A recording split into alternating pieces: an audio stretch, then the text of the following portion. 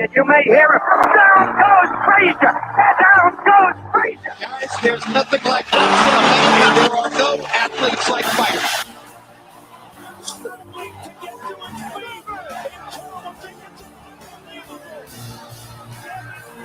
It's another right.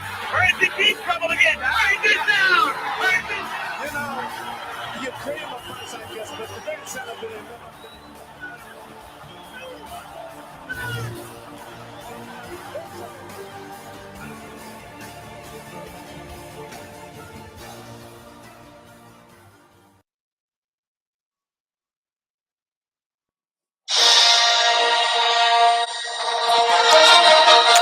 And now, it's your favorite fucking late night boxing talk show with your co-host, J. Dill and the Boxing Jedi.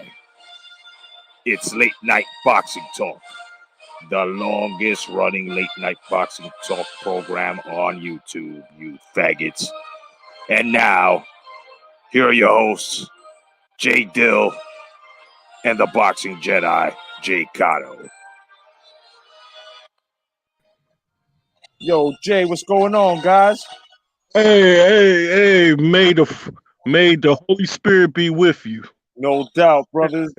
What's going on, everybody over here? My man Khalil, the man of steel, and of course, Ross Clock 222, who will be, if he's able to, join us today, the honorary guest, of course, no doubt.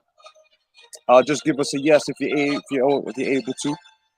But yeah, man. So what's up, man? How was your Thanksgiving? How's everybody's Thanksgiving, man? Happy gobby gobble, and all that stuff. Gobble gobble. Yeah. No doubt, man. No doubt. My man Khalil says I got my Pineapple Express ready. No doubt, brother. So do I. Okay. Look at you. No doubt. And once again, I gotta say, peace to the Fandom Collective over on Twitter for tweeting the Late Night Boxing Talk Show program. No doubt, man. Of course, Amen. No doubt, man. Yeah, it always helps, man. Everybody hit the like button. Let everybody know this is your favorite Late Night Boxing Talk Show. We're gonna get into some stuff today, no doubt. Ross Clock 222, let us know if you're gonna be able to be the honorary guest today. For as long as you like. Of course, we're gonna get into some topics, but first, man, we just want to let everybody know. It's hectic, and in some of your states, I know you're going through lockdowns. Don't sweat it. Just eat the turkey. Spread love with the family. Just chill out and have fun. Don't worry about that, because, like I said, there are too many apartments and too many houses, for police to come checking on in and everybody. And on top of that, man, I mean, they already said that they wasn't going to enforce it, so. It is what it is, man. Peace to Soccer Training Club. Peace to you, my brother. Thank you for the support, no doubt. Showing us love right there, Jay. Amen. No doubt. So what's up, man? Anything you want to add into this, bro, before we take off? Hey, man, I only had one plate of food yesterday. I got my kettlebell exercises. I ain't trying to have the carbs kick my butt like that. I hear that. I hear that. Peace of the Star Wars dad, my man John. What's going on, John? Happy. Hey, we had chicken too. Word up. Yeah. No doubt. Yeah, I had some white meat, but overall, my Thanksgiving, I was just thankful, for having my parents still. I'm thankful also, the people I was around. Yeah. And also, I'm just thankful for God, keeping it graceful no matter what and giving me that peace that I need. No matter what, He keeps me strong, and He's keeping a lot of us strong no matter what. So we're just glad to have lives right now and just fellowship right now, man. I'm thankful for right now. We get the fellowship on boxing right now, man. Yeah. Yep. Something we love. You know what I'm saying? So I'm thankful for that. And we get to talk about Tyson and Jones. Man, let's get into it. Yeah, let's do it, man. Let's do it. Well, tomorrow night we've got the most anticipated boxing match, 25 years a little late, but we wanted to see this a long time ago, but it's happening. It's actually fucking happening. And yeah, me too, John. I'm thankful that 2020 is about to be over. This year has been the worst. But I'm happy that Mike Tyson and Roy Jones are getting down, man. I don't know, man, tell me how this fight makes you feel, bro. Even though I know they need the money, I love the competitiveness in both of these guys. You know, they love the sport inside and out in their hearts and their minds and their souls. And if they were 24 years old again or something like that, both of them would be tearing up this sport right now. The way Oh yeah. I mean, they would show these youngins how it's supposed to be done. They already broke pay-per-view records. Yep, between both of them, hell yeah. And then Mike Tyson is still leading in the most highest paid heavyweight athlete. Okay, not even Anthony Joshua has passed him yet. See, You know and, what I mean? and Tyson, he was ferocious already. So imagine how many heavyweights right now will want to get their butts whooped for that amount of money. Well, I see it like this. I mean, I saw a lot of comments saying that Mike Tyson ain't gonna last 8 rounds, that the cannabis that he smoked is gonna kick in and harm him. You know, all this negative. Roy smokes weed too. Hey, that's what I'm saying. That's number one. Number two, I mean, these guys are 50, 54, right? 52. They look great for their age. These guys know exactly what they're going to do tomorrow. But I don't want to talk about that right now. I want to talk Okay. about their career breakdowns and exactly what these guys are made of. For the guys that must have forgot. You know what I'm saying? You know? Oh So my gosh. no You doubt. had to say it. So of course we're gonna go. Let's get into Roy Jones Jr. first, right? Like, Right. this man started fighting, professionally in '89, right? It was Right. it was June 5th, '89, if I'm not mistaken. This Hmm. man had his first fight in his hometown in Pensacola against Ricky Randall, right? Yeah, wasn't that like a welterweight fight? So yeah, it was something like that, something Yeah. close to that. Yeah. So ever since he moved on and he had moved up, he had fought in 1992. He fought a George Castro who was 70-3, right? With Right. 2 losses. I mean, and with 2 draws, and that was his most, like, in his career coming up, and that was his, I think, if I'm not mistaken, his 6th fight or 10th Hmm. fight or something like that. That was a major threat. Fighting a guy. I mean, people thought that George Vaca, who was 48-9, for Roy Jones, was the threat. The threat was George Castro, and he actually took him all the way and beat him by unanimous decision. Well, yeah, he was dominant in that fight. He was. But the problem here is that people were half right on their theory as to George Castro being a threat because Roy had knockouts all through the beginning of his career. And the first decision he came across was George Castro, who was 70-3, right? Right. And it was a good theory made by the fight fans. And you can tell that from 92 to now, it still stands and it's correct that his hardest fight when he first started with his knockout streak was George Castro. Now, Yeah. could we put that as one of his signature fights? Not really, because at least in today's era, signature fights are basically recorded on names you recognize. That's the equivalent of a Lennox Lewis in his 13-14 fight against a Gary Mason, a high qualified British opponent who's a very prestige British champion and top 10 heavyweight, and a top contender to even fight Mike Tyson for a title. But that was just one of those step up tests, stepping Ooh, stones. ooh, you spitting fire, bro. Well, Yeah. my man Jake Dill spitting fire right now. Those are bars, kid. No doubt. Yo, I totally agree with you, right? And what's funny is that when we take a look back at Roy Jones, right? Now, he fought Percy Harris for the vacant WBC Continental, right? Right. WBC title, right? In the Continental Americas. It was for super middleweight. Now, mind you, super middleweight, okay? He had tried the welter and it's super middleweight. This was in 92 in Right. December 5th, right? Then he moves Right. up. He moves on and he fights Bernard Hopkins for the vacant IBF, Yep. right? And he wins a UD. So to me, signature fights are when you win something or something has been achieved. So I've got to throw Percy Harris down as one of his signature fights for the vacant WBC title because it's a signature fight. It's a signature win. One of his real signature wins that got him on the map was the Reggie Evans fight. Mm. And how long ago was that? Man, almost 30 years ago, bro. Was it Reggie Evans or Reggie Miller? Evans. Evans? Thinking. Was it? He fought Reggie Johnson. He fought. Yeah, Reggie Johnson. Reggie Johnson. My Okay, bad. yeah, because I was like Ellis. I'm trying to think. I'm like, I know a Johnson. I know. Yeah, I mean, yeah, because that's when he fought for the world light heavyweight title. Yeah. As well as he fought for the WBC. Wasn't Reggie Johnson supposed to?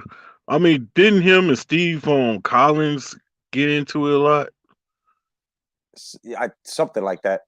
Because he used to get into it with a lot of motherfuckers that were credible back then. You know what I mean? Yeah. Remember when he fought Virgil Hill? Yeah. Oh, with that body shot, bro. And then what's fucked up here is okay. This was his first. You could say it wasn't really a loss; it was a disqualification, and that was when he fought Montel Griffin. Because I saw that fight.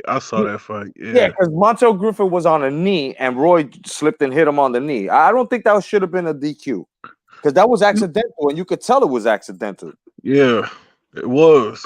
But they were trying to get more money out of that fight. Yeah, I think I don't know why.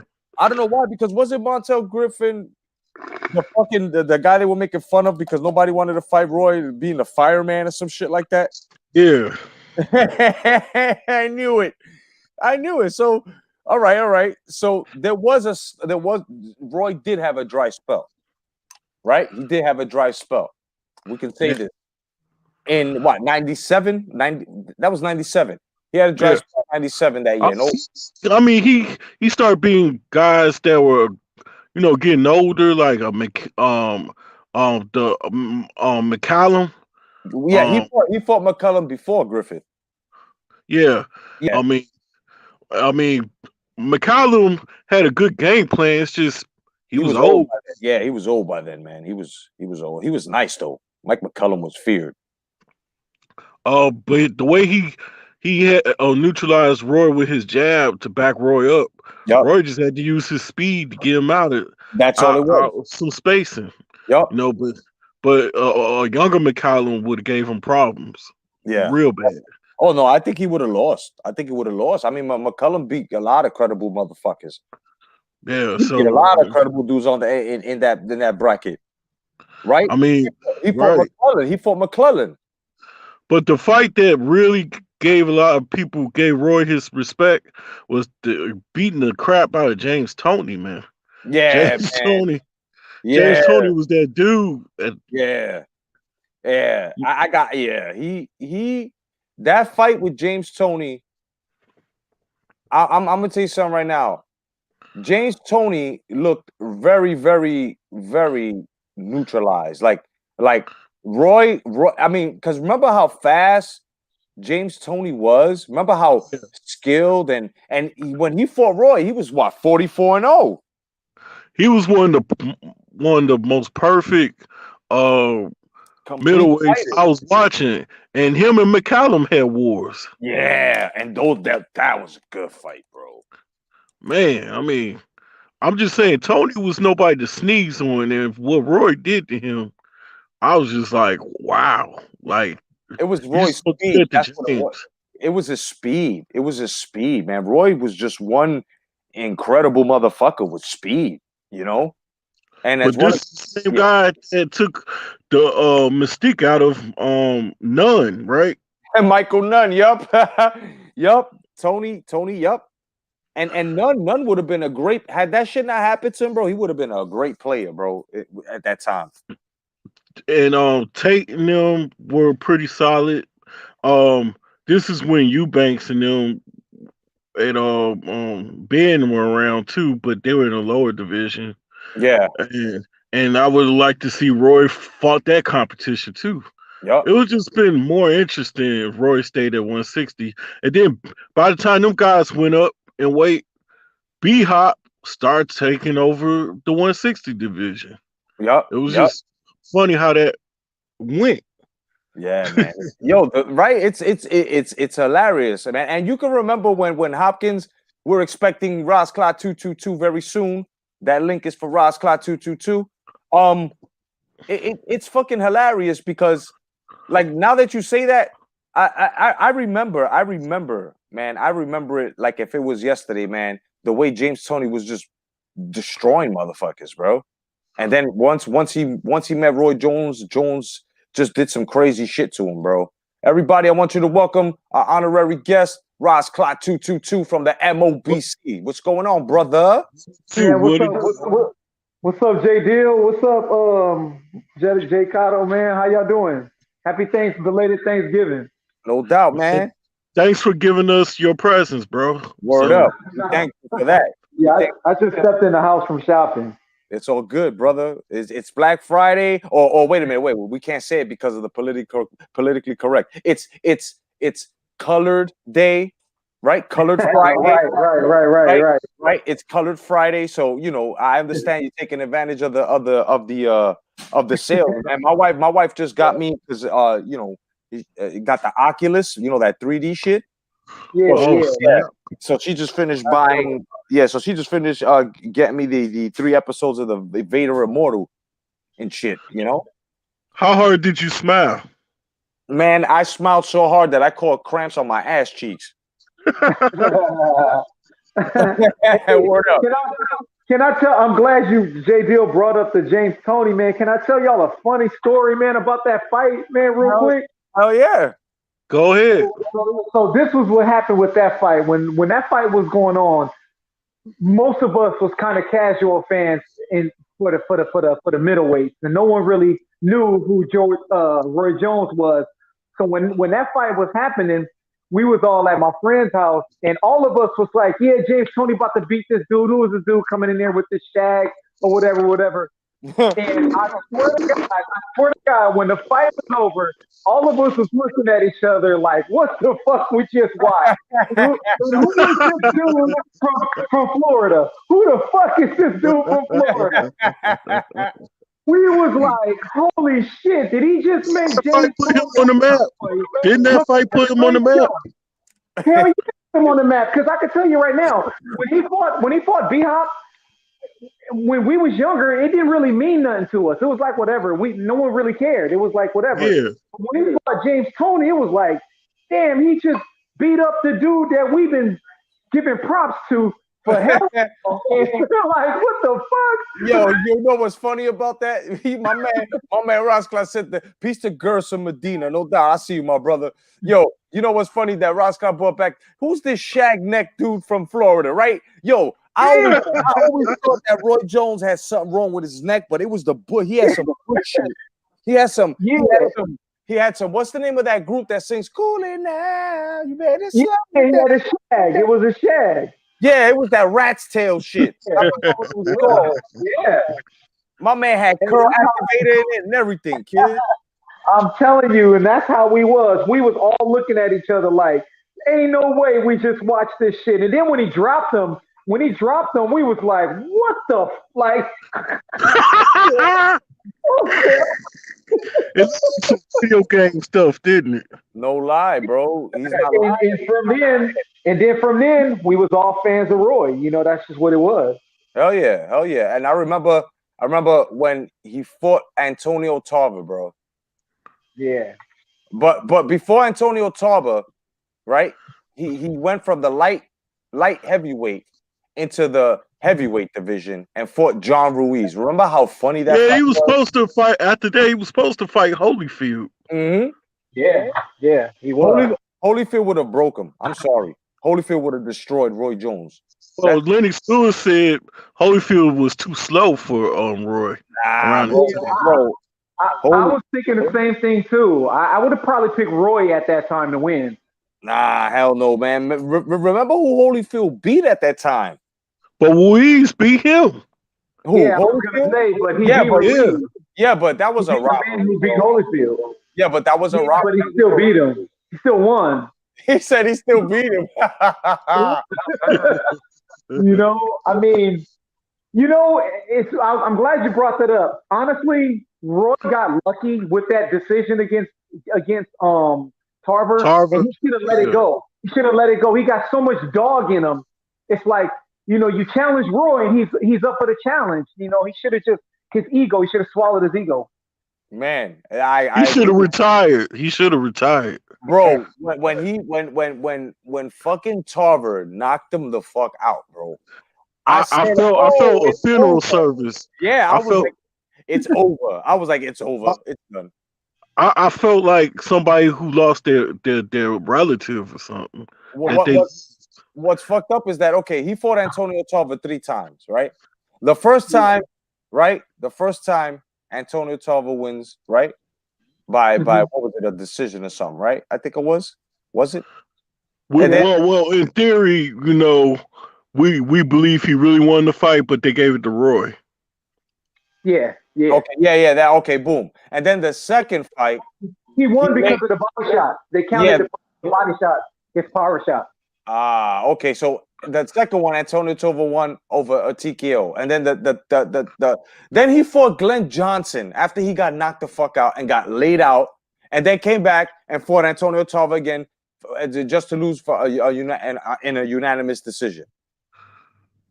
I stopped watching Roy after that because he was just too delusional, Well, the smartest fight he ever took to put him back on map, and the Trinidad.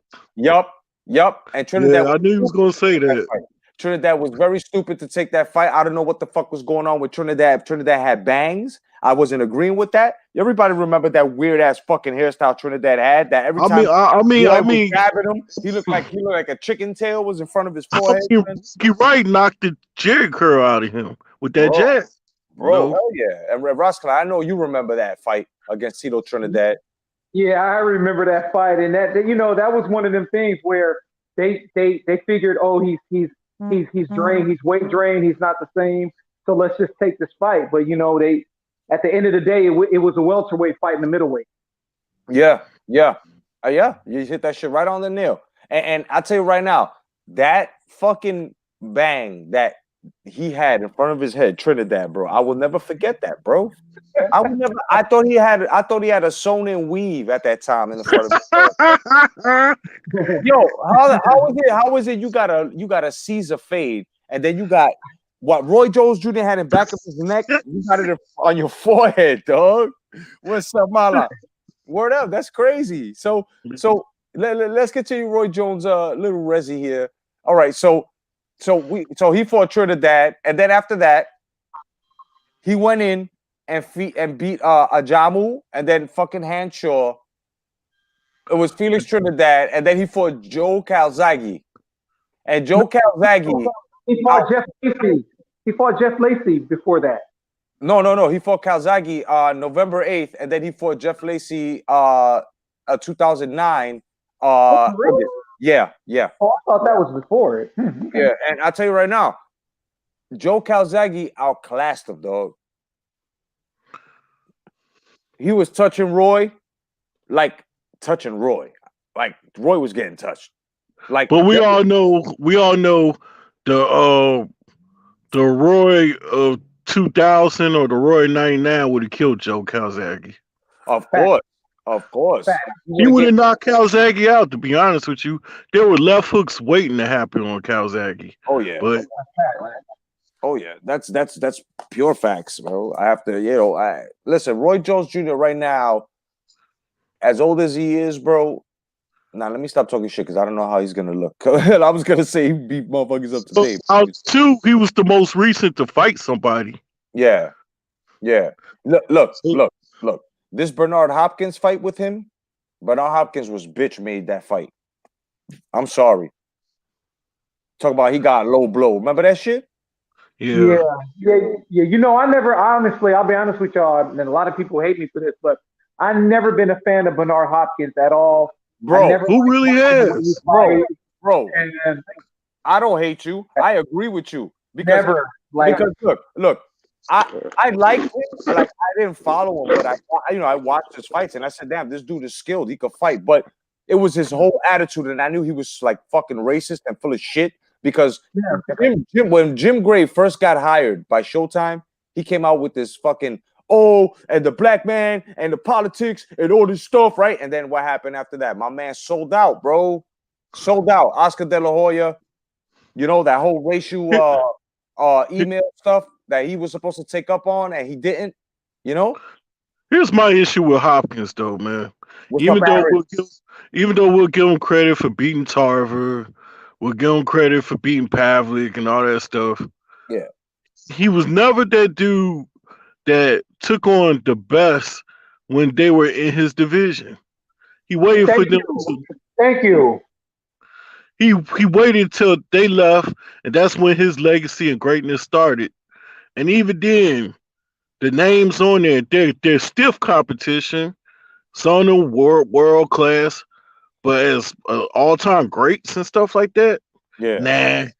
I mean, in the fights that nobody gave him a chance to win and he won, that was something. Now, if he beat that Kovalev, the Kovalev that fought him, and he won that fight, I would be like, all right, B Hop is that dude. But you saw what Kovalev, you saw that killer what Kovalev did to him, and Yeah. then I thought about it, and I was just like, that Joe Smith fight, Yeah.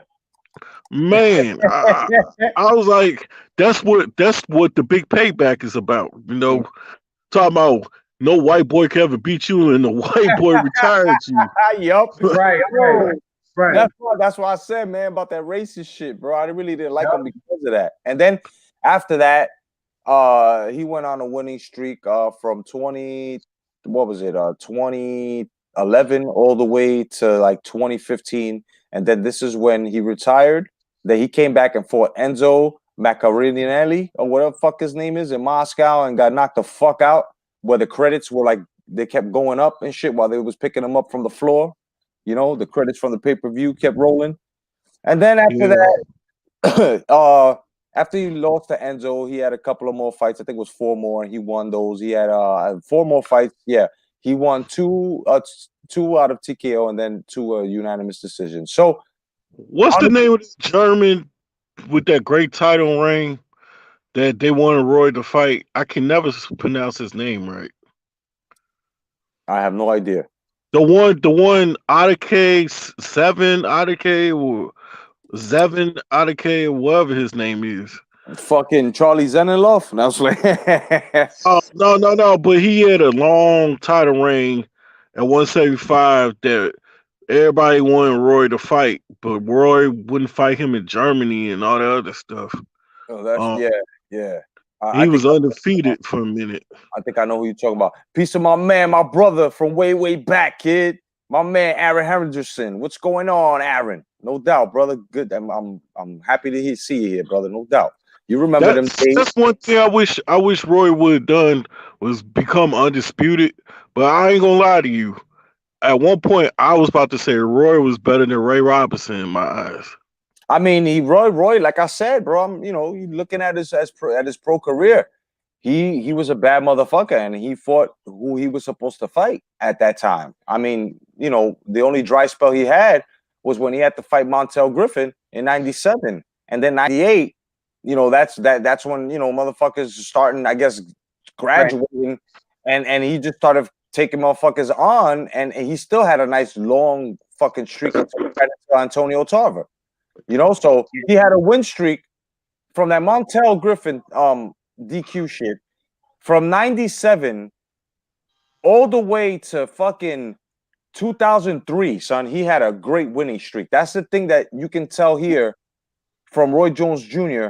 that he had win streaks, and he didn't have one. He had 3 long win streaks, and these stretched out from 3 to 5 year spans, bro.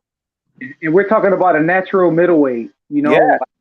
a true middleweight. You know what I'm Yeah, saying? hell yeah. You know, like people from the Murderers Row to other fighters, they will have great records in their early days and their primes, and then they'll go through a spell, and they'll lose some and get paychecks, and then they resurge and they'll be a world beater, and then start again, and then they retire gracefully. Let's look at somebody like Archie Moore. Yep. He's a perfect example of what I'm talking about. Right. Ezra Charles is another one. So Right. what Roy went through is what a lot of all-time greats went through. Yeah. He dared to be great. So Yeah, hell yeah. Hell yeah. My man Aaron says he broke Virgil Hill rib. Yeah. And Virgil Hill was a good fighter. Like, that's not, a casual fan will say, oh, that's the guy who lost to Hearns, but Virgil Hill was a great fighter, and when he broke his rib, that was amazing. Yeah, Virgil Hill had a lot of title defenses, man. Yep. So Virgil Hill's the one that took some certain fighter, to greatness. You know what I mean? And we don't know who that is. Yeah. Have y'all ever seen that interview with Virgil Hill where they was asking him about Roy Jones Jr.? They was asking him about different fighters. Yeah. And then he was naming out names, and he was like, let's say Sugar Ray Leonard. He's like, oh, fast, Muhammad Ali, backs up, talks his shit, backs it up, whatever. When he said Roy Jones Jr., he said special. Yeah. That's all he could say. Yeah. He's like, special. Yeah, that's the first man special fighter I ever seen, he said. Yeah, that's the first man to break a bone on his body. You know what I mean? You gotta give him man respect if you break your bone in your body, kid. Like, right. He broke his bone in his fucking body. So I was like, oh shit. No doubt, Aaron. Thanks for bringing that up, man. No doubt. You can't teach that. You can't teach what Roy Jones Jr. do. Like, you can't. Right. Right. How do you even train someone like him? Word. Can I be honest? Yeah. Oh, I was a fanboy of Roy until Glenn Johnson did what he did, and I just had to take it like this is the end of Roy. And then I was about to be a fanboy again, and when he knocked down Kawasaki, I was like, he gonna beat him. He gonna beat him. And then we back in business, baby. But Kawasaki did what Kawasaki did, and I was just like, well, at least Roy gave him a decent flashback. Like must have forgot because man, but Hopkins did the same thing with Kawasaki, even though Hopkins did a little more than Roy did to Kawasaki. But at the end of the day, I was such a fanboy of Roy's at one point. I just thought he was so good that how could you beat him? Like I would the best of him against just about majority of the middleweights of the past, even the 20s, the 30s. You could put the Grabs, the Langfords, whomever. Walt Williams, Bivens, any of them guys against Roy. I think Roy will whoop that ass. I just think that's how it will go. J. Dill, I say the same thing. I always go back and forth. When it comes to 160 pounds, I'll be honest with you, it would be really hard for me to pick any of the past fighters. And even Hagler, I love Hagler. Even Hagler. Man, yes, even Hagler. I hate to say it. And I hate saying that. Hagler had a 6-year title reign, and nobody could take this man down, bro. He is the elite, the most elite middleweight ever, son. I don't care what anybody says, bro. Nobody could lace that man boots. You hold that title for 6 years, and especially in an era like his where motherfuckers was fighting with 8-ounce gloves. Man, listen. It's just like putting Carlos Monzon against Roy. Right. I know how Carlos Monzon is a tough dude. I think Roy Jones Jr. will just toy with him and like won't even sweat. And I'm just being honest. Now, Mike McCallum might be a world beater on Roy. That Oh, they fought 2, 3 times. I think even Roy's best, but if McCallum at his best, I think McCallum might beat him. Yeah. You know, like well, McCallum was a little past it when they fought. Hmm. yeah. And actually Roy Jones Jr. at the time said he learned a lot after that fight. Yeah, he sure did. Because after that, man, he started tagging He motherfuckers said from he the learned a lot. outside. Yeah, because Roy was mid range, right? He was mid range and he was outside. And if you notice, he started putting all three games together. You know, outside, mid, and inside. He started adding the inside a bit more to the mid range. You know what I'm saying? Like he started getting closer and moving. And after that fight, and I was like, oh shit, my man. You know who Roy would embarrass the crap out of? Who? Sugar Ray Leonard. I mean, yeah. Yeah, of Yeah, course. yeah. I mean, if they would have met at that time, yeah, because Sugar Ray was older, but at the same time, had they been in the same era and the same weight class, I don't know. I might have to object to that one because Sugar Ray Leonard was special too. Oh, Leonard is special, but Roy's reflexes are better. Like, I mean, Roy just had another level to him than Ray Leonard, and I respect Ray Leonard. Don't like I might beat somebody with Tito Trinidad Ray Leonard resume debate, but I think Ray Leonard was a way better fighter than Tito.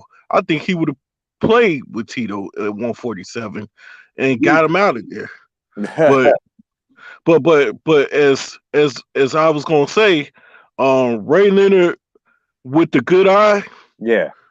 I would say him and Roy will battle, but I just love what Roy brings to the table to beat a Ray Leonard. No, I hear you. And, but I mean, Ray Leonard is one of the greatest welterweights I ever seen. No, So yeah, I have to agree. I have to agree. but I mean, I've seen the ones before him. I wasn't in that era. I can only read off the stats, as to the ones that were before him. So this is why I can't really say that, but he is one of the greatest welterweights ever, bro. Like that I can say. Yeah. But we'll be right back. We got to pay some bills. We're gonna hit you with some nostalgic commercials. We gotta pay some bills. We'll be right back, guys. Extra, read all about it. One of Dick Tracy's junior detectives has witnessed the killer's EP and flat top leaving the scene of a crime. Luckily, he's got on the Dick Tracy two-way wristwatch, the best way to keep in touch with headquarters. The transmit button activates the voice monitoring light, and the built-in working watch keeps super accurate time. Will Dick Tracy get there, or will Itchy and Flat Top get away? Find out next time. Dick Tracy, Fingers vehicles and watch each sold separately from Plymouth. I don't want to grow up, don't want to grow up. I don't want to grow up, don't want to grow up. I don't want to grow up. I'm a Toys R Us kid. There's a million toys at Toys R Us that I can play with. Bikes to trains to video games, the biggest toy store there is. I don't want to grow up, 'cause if I did, I couldn't be a Toys R Us kid. I don't want to grow up, don't want to grow up. I want to be a Toys R Us kid.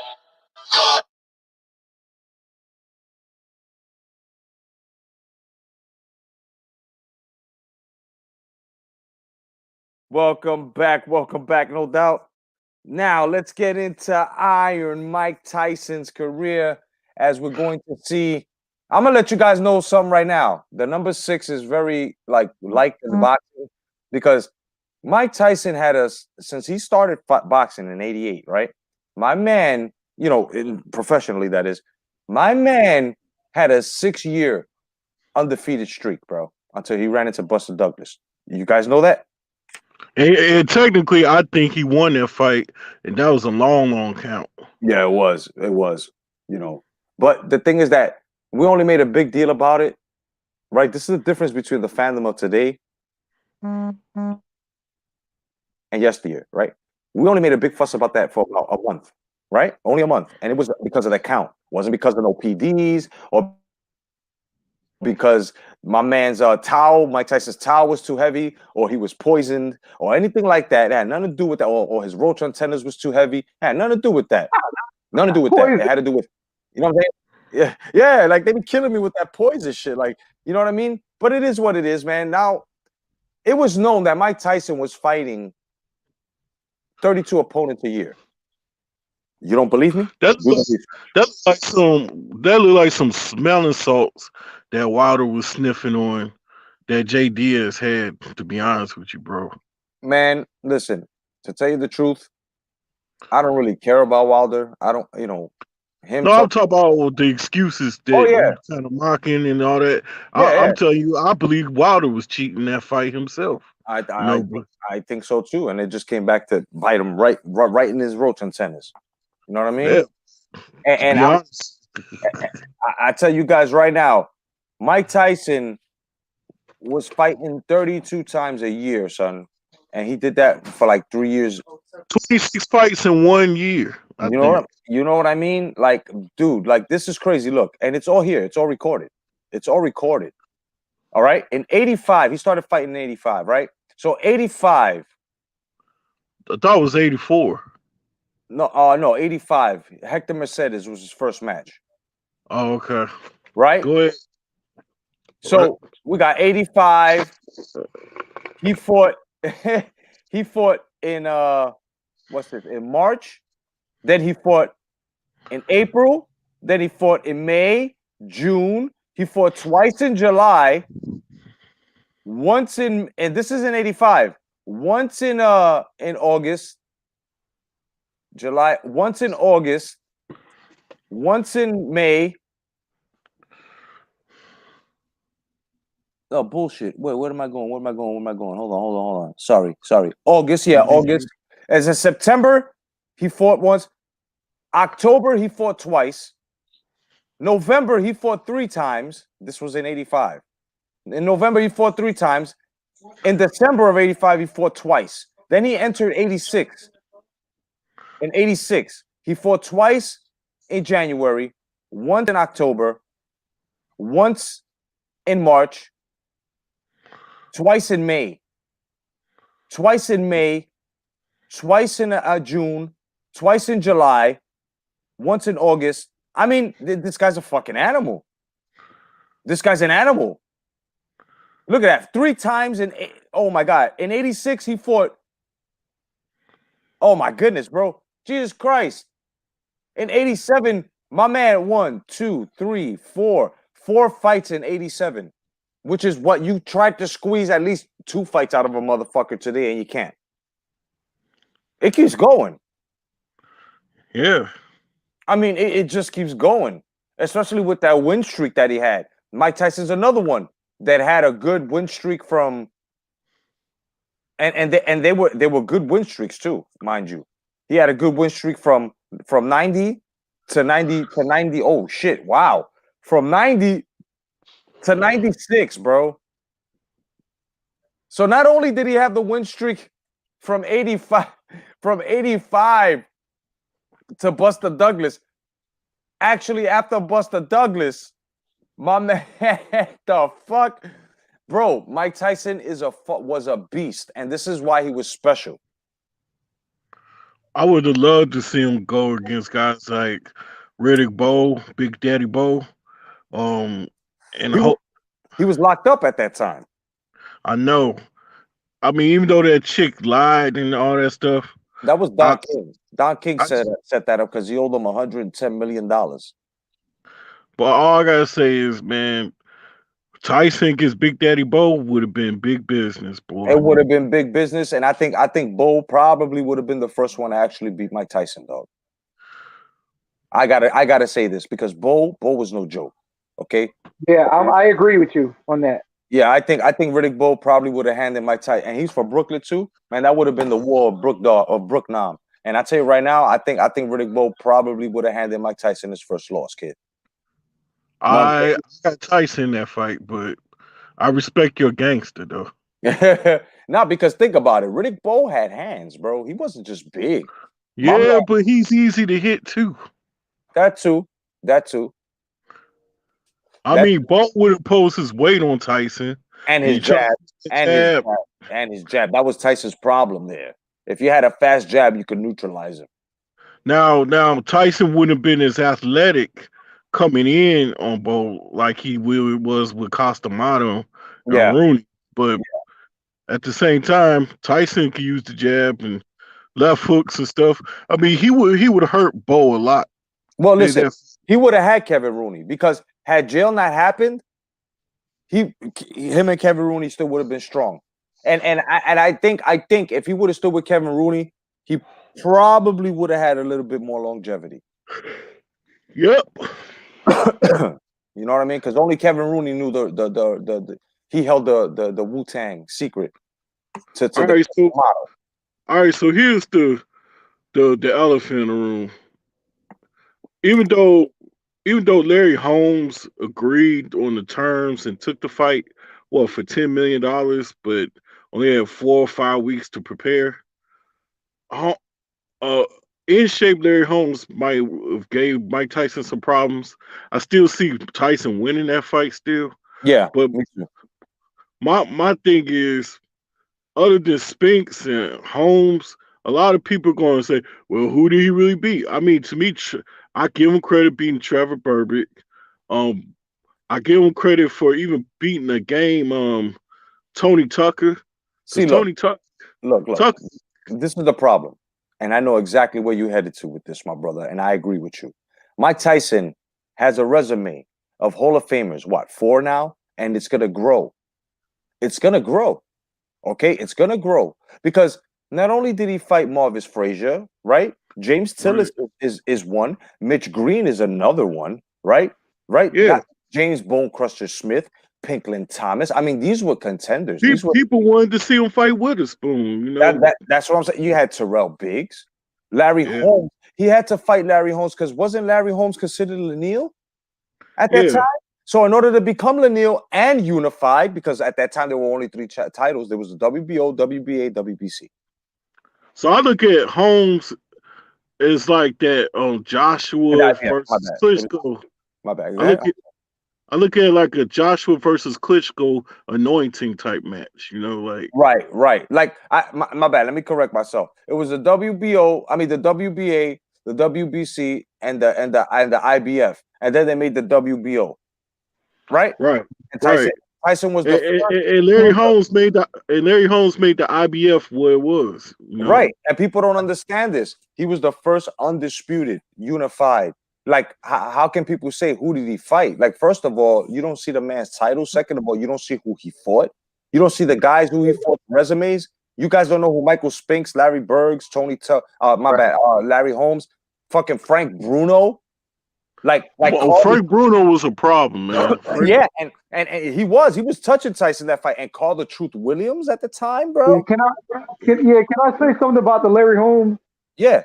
Two things. So 2 things is Larry Holmes had a great victory after that fight, way after that fight, beating Ray Mercer. Ray Mercer, right? Yep. And Ray Mercer was young at the time too. Yep. And then number two, Prime. Check this out now. Prime Larry Holmes struggled with a fading version of Ernie Shaver in his prime. Mike Tyson, any version of Larry Holmes, Mike Tyson is knocking Larry Holmes smooth out, y'all. I know a lot of people who love the boxers will disagree with me. He will knock Larry Holmes smooth out. You know why? Because Larry Holmes ain't Muhammad Ali. Larry Holmes is gonna bang with the puncher toe to toe like he's been doing all his career, and be getting knocked onto the ground and be pulling off victories because he was younger than everybody. Mike Tyson will kill Larry Holmes. Major facts. And also the main major reason why Mike Tyson would have beaten any model of Larry Holmes is simply young, old, whatever, prime, whatever, is because he fights straight up. And when you fight tall, straight up like that, that's why, when you fight straight up like that, you're a target. You're a target, regardless of your jab. He gets under with his entrance, and it's over. Then that's exactly what happened. Every time he jabbed, Tyson would weave. make his entrance with a short jab and come in with a hook to the body and come straight up with a left hook to the top and a left hook to the bottom and to the top at the same time. Bro, you couldn't stop Mike Tyson when he was on a roll, and it would just take him a couple of seconds. The disadvantage. Let's be honest. Let's be honest. Yeah. Them Razor Ruddock fights were pay-per-view worthy. Oh man. I loved both of, what was it, 3 times he fought him? Was it? Twice. Twice. Twice. Yeah, I was gonna say, I'll be honest with you. When he took that fight, coming back, which was what, in 1990, 1991, yeah, against Frank Bruno, was it? No, Razor Ruddock. Razor Ruddock. I can tell you right now, that fight took a lot out of Tyson. Yeah, it did. In the 90s. It took a whole lot out of him. The first fight, but the second one, when he got low. The second one, yeah. The second one, Razor Ruddock, yeah, because truth be told, Razor Ruddock was the hardest puncher in the 90s. Right. Yeah. Especially with that uppercut, man. Right. Yeah. And then when he fought Buster Mathis Jr., that was a hard fight for Tyson. That was a big deal. Yeah, that was and it was free. I remember that too. It was on Fox. It was for free. But what made people scared of Tyson was what he did to Carl the Truth Williams. Oh my God, bro! Yeah, that was crazy. Everybody hyped up Carl the Truth Williams back then. Good fighter though. He was a good fighter. But Tony Tucker gave him a good fight, just like he gave Lennox Lewis a good fight and others. But and him and funny thing is, the first fight I ever saw Tony Tucker fight was against Buster Douglas, and that was a decent fight for the IBF. Yeah, that's my first time seeing him too. Was Buster Douglas.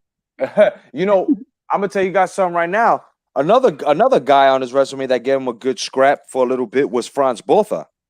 Yeah. He gave Tyson, he was on his way out. This was like 99, and Franz Botha gave him one hell of a fight. I remember that. That was a good resume. Both of them got a good resume.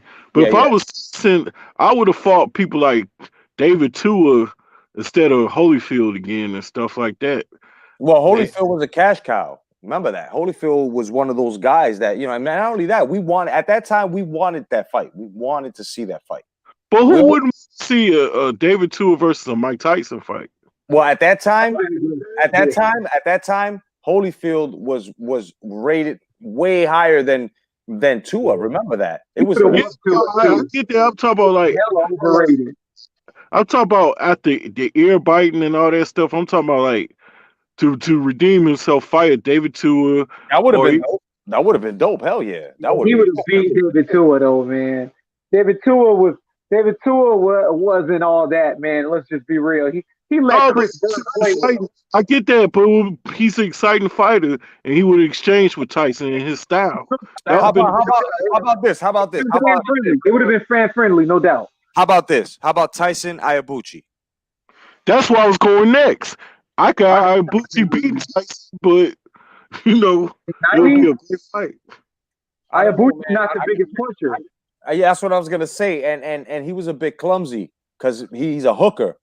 Tyson had boxing ability, and he showed that against Mitch Green, which Mitch Green took him all 12 rounds, and he beat him. You know what I'm saying? Did you see what Iabuchi did to Chris Bird? Yeah, but Tyson. That was hella funny. But he did. That was hella funny. He's a world-class fighter, too. It's crazy, son. That's Styles. Look at that. That's Styles, though, right? Yeah. He beat David Tua. Chris Bird beat David Tua, like embarrassed him, and then he goes on to lose to Ike Iabuchi. You know what I'm saying? Who beat David Tua? That's boxing, man. That is boxing, bro. Listen. This fight that's coming up tomorrow, I have a link. I gave Jay Dill the link. Whoever else wants the link, just write on here on the chat. Please send link, and I'll put the link down. Rossclad, I got you. Okay. You know what I'm saying? I'll give you the link. Y'all can watch it and shit. And I'll tell you right now, it'll be tomorrow, man. And I can't wait, man. I also heard something interesting, gentlemen. I heard that the no knockout rule has been taken off. Nah, good. I heard that too. I heard that too, but I think it's just a rumor. No. It's been taken off. They Oh, said it's it at the taken off? weigh-in. Yeah, they said it at the weigh-in today. Okay, So, okay. and I the mean, I and mean, once they met them pay-per-view expectations, they had no choice. yeah, exactly. There's no judging either. There's no winner or no loser. Right. And I'm gonna tell you something right now after this too. All right, guys. Mike Tyson came in weighing the same way he weighed while he was competing, which was 220 at 53. Bro, that's amazing. That's amazing. Hey, he made wild weight. Wow. He made 220, dog. Tyson made that's a professional till he died, dog. Like, do you know what I'm Tank saying? Davis, take lessons from Mike Tyson. All you motherfuckers, Yeah. y'all better start, yo. Each and every one of you young motherfucking fight fans and you young boxers out there today that's earning millions for no reasons, you better be watching this fight with pens and pads, bro, and start taking notes, bro. Okay, because you're about to see two of the greatest from the 80s and 90s era. All right, one that came from the 80s, transitioned to the 90s, into the millennials, and to now the late millennials. You motherfuckers better start paying attention because this is gonna be some shit where you're gonna be amazed. Everybody thinks it's gonna be, oh, they're not gonna let these guys punch each other. They're gonna stop it early because they're old. No. Let me tell you something. Tyson would duff the referee if the referee stops this fight prematurely. Roy Jones Jr. will fucking smack the shit out the referee if they stop this fight. These guys want to fight each other. They wanted this fight for a long time, but Mike was out the door because of certain reasons and because my back was spinal. You know what I'm saying? It was spinal. So he had to go. You know what I mean? So Yeah. Real quick, not to change the subject, just so y'all know, Jacobs is beating Rosado, and it's the fourth That's round no right now. oh, surprise. that's expected. I knew Jacobs is gonna box I'm circles around. looking at it while we're talking. Yo, let He's me ask you a question. go ahead, keep going. Uh, Is Rosado bleeding like Mei Ling yet? Not yet, not yet, He ain't not turned to ragu sauce yet. Oh, okay. yet, not yet. What's up, necessary? I have Mike Tyson beating Roy Jones if that's the fight you're talking about. Necessary. Welcome, brother. Welcome I to got the. Roy winning. I got Roy beating Mike. Yeah, me too. I got Roy winning also. Oh man, what little? I mean, Mike hasn't been in the ring for 15 years. That's what's throwing y'all off. I'm looking at the puncher resistance Mike might not have. Or at least Well, Roy being the more recent of the two of fighting somebody professional. well, In the reflexes.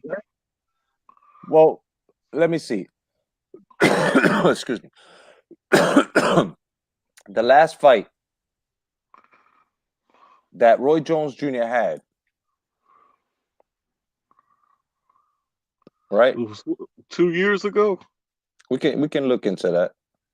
We can look into that. Let me see.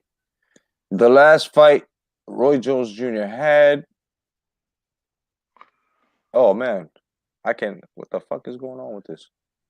Mike Tyson is going to be tired after the third round. That's what a lot of people. That's what everybody's saying. Yeah. Everybody's saying that, but you gotta understand, Mike ain't gonna get in there unprepared. Remember what he said. And I don't know if you guys watch Hot Boxing with Mike Tyson, but Yeah. you know, It. yeah, he said, listen, bro, regardless of the fact I haven't been in the round in 15 years, I would if I didn't feel like I can fight or I can do, I would not have taken this fight. It's not even because of money, because Mike is making cash flow now. He's good, but he just said I just felt like I needed to, that competitive spirit just hit me, and I just needed to do it.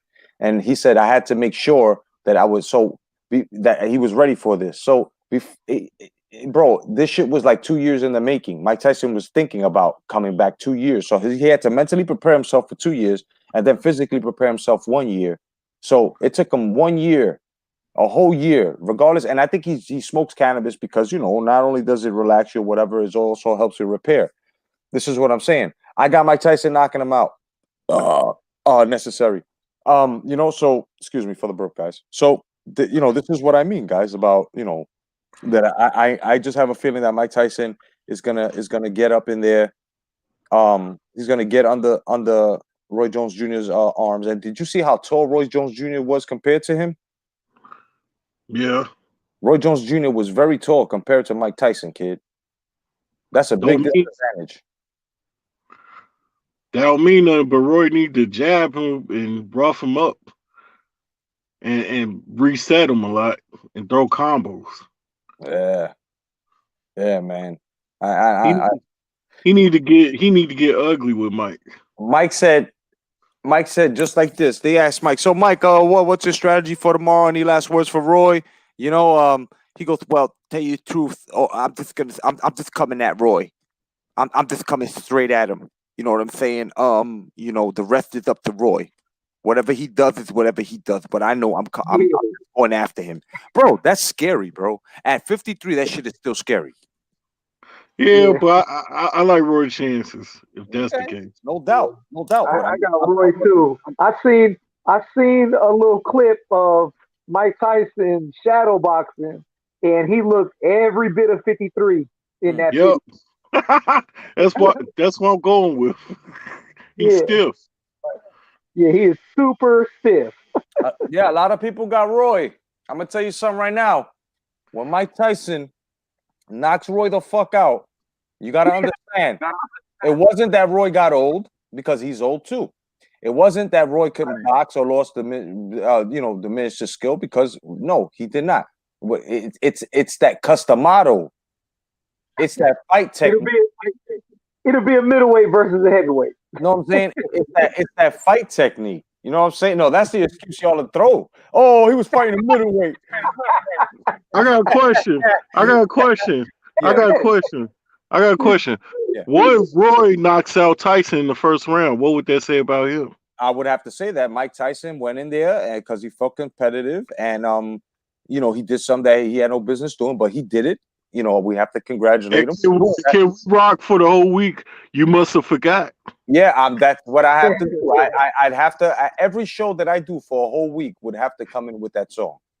And your new intro, in your new intro, can you put "Down Goes Tyson"? Down goes Tyson. No, but you know what's gonna be funny? Funny that you're not even gonna hear that anymore. You know what you're gonna hear? You're gonna hear, oh my God, Roy Jones Jr. just got put to sleep. Mike Tyson fucked him into bed, and my man is off. It's like he took a whole jar of melatonin, ladies and gentlemen. Yeah. He going to sleep. I'm telling you, man, Roy going to sleep, dog. Man, this is the only fight fans don't care if Roy gets knocked out, man. Like, man. Right. That's true. That's true. Because a lot of people, I don't want to see Roy get knocked out. Shut up, bro. It's gonna happen. If Mike Tyson get knocked out, I'm clapping. I'm like, all right, kid. Mike Tyson got knocked the fuck out. Now that's At least he got knocked out by Roy, not somebody else. You know. that's what I'm saying. That's a fight. Now you know what would be funny if he demolishes Roy Jones Jr. in the first round, right? And he comes out, he goes, and I just want to say this right now. You know what I'm saying? I still feel it. So Deontay Wilder, since you said you could beat me in 86, we in 2020. You know what I'm saying? How about 2021? I break your fucking face. You know what I'm saying? I put your whole asshole out of your mouth. How you like that? You know what I'm saying? And I'm still gonna smoke my cannabis and use a Wizinator, and I'm gonna knock you out anyways. That's it. I'm just gonna knock you out, and then after that, you know what I'm saying? We could go have some cheeseburgers if you want, whatever. But I ain't twerking. You know what I'm saying? I don't twerk. That's what I don't get about the LDBC. They defend men who twerk. Yeah, Like, and let me tell you something. We're gonna go to break, and when we come back, we're going moving down to the next subject, and which is the WBC caping for. Okay, real quick before you go to break, Yeah. Jacobs is round 5 is going to round 6. Jacobs is winning. In round 5, Gabe Rosado was trying to show out and he was missing dearly. So wow, he's not bleeding yet. Nah, not yet, but he's running from Jacobs. Oh, okay, cool. Is he doing a Mayorga right now? He's trying to, but it's failing. Oh man, that's horrible. All right, fight fans, hold on. We're going to commercial break, pay some bills. We'll be right back.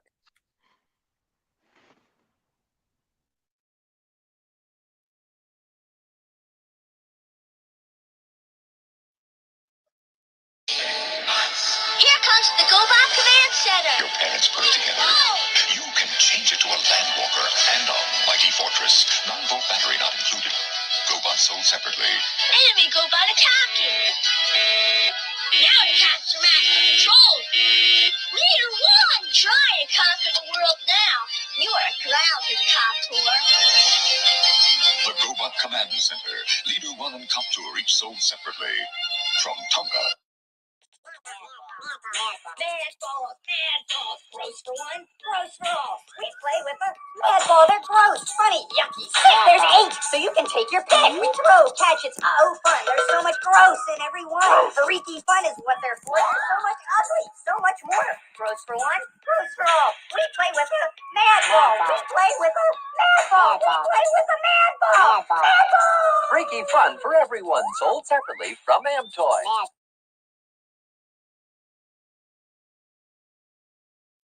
And we're back, no doubt, only coming through with the nostalgic commercials.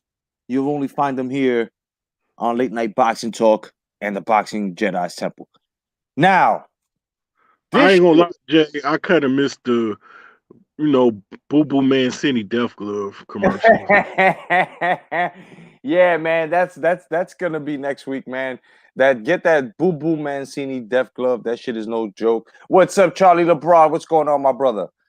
So check it out. Let's talk about Oscar De La Hoya seriously talking about fighting Triple G, bro. Now, my question. Yeah, exactly.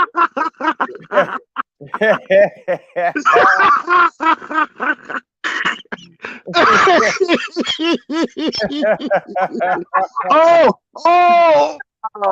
shit! Yeah, hold on. I'm gonna say it again without laughing. Hold on. Okay. So Oscar De La Hoya is seriously talking about fighting Triple G, bro. My question is this, bro. My question is this: is he on cocaine again, bro? He gotta be, bro. What's wrong with this guy, bro? Hey! If Oscar were them fishnets, Triple G would make him his good boy. Ross Clot, tell me, man, is this ridiculous or what, bro? I mean, look, I can understand delusions of grandeur. This shit is ridiculous, though. Well, in my opinion, he's just talking and he's trying to take away attention from the upcoming fight with Callum Smith and Triple Canelo. So I think Oscar De La Hoya is just talking a lot of smack. At the end of the day, he ain't gonna be able to make no 160 unless he's on diuretics, and it's just publicity shit. That's all. How about you, Jay? How you feel about this? I mean, man, stockings, man. If he needs some money, that's one thing. But to want to fight Triple G, I mean, I know Triple G's old, but I mean, Triple G will make him a good boy. You actually have guys out here, saying, "Yo," but I'm saying maybe Oscar sees something. What the fuck is Oscar? Oscar can see whatever he want to see. Doesn't mean that at the age of fucking what? Close to 48, bro, this motherfucker's actually gonna do what he sees. Right. I mean, Oscar's just too stationary for Triple G. And he's out of shape, bro. He's out of shape. I mean, look, he's no Mike Tyson. Triple G would knock the fat face out of him with his jab, man. Like, man, he punches fucking cheeks off, son. Yeah.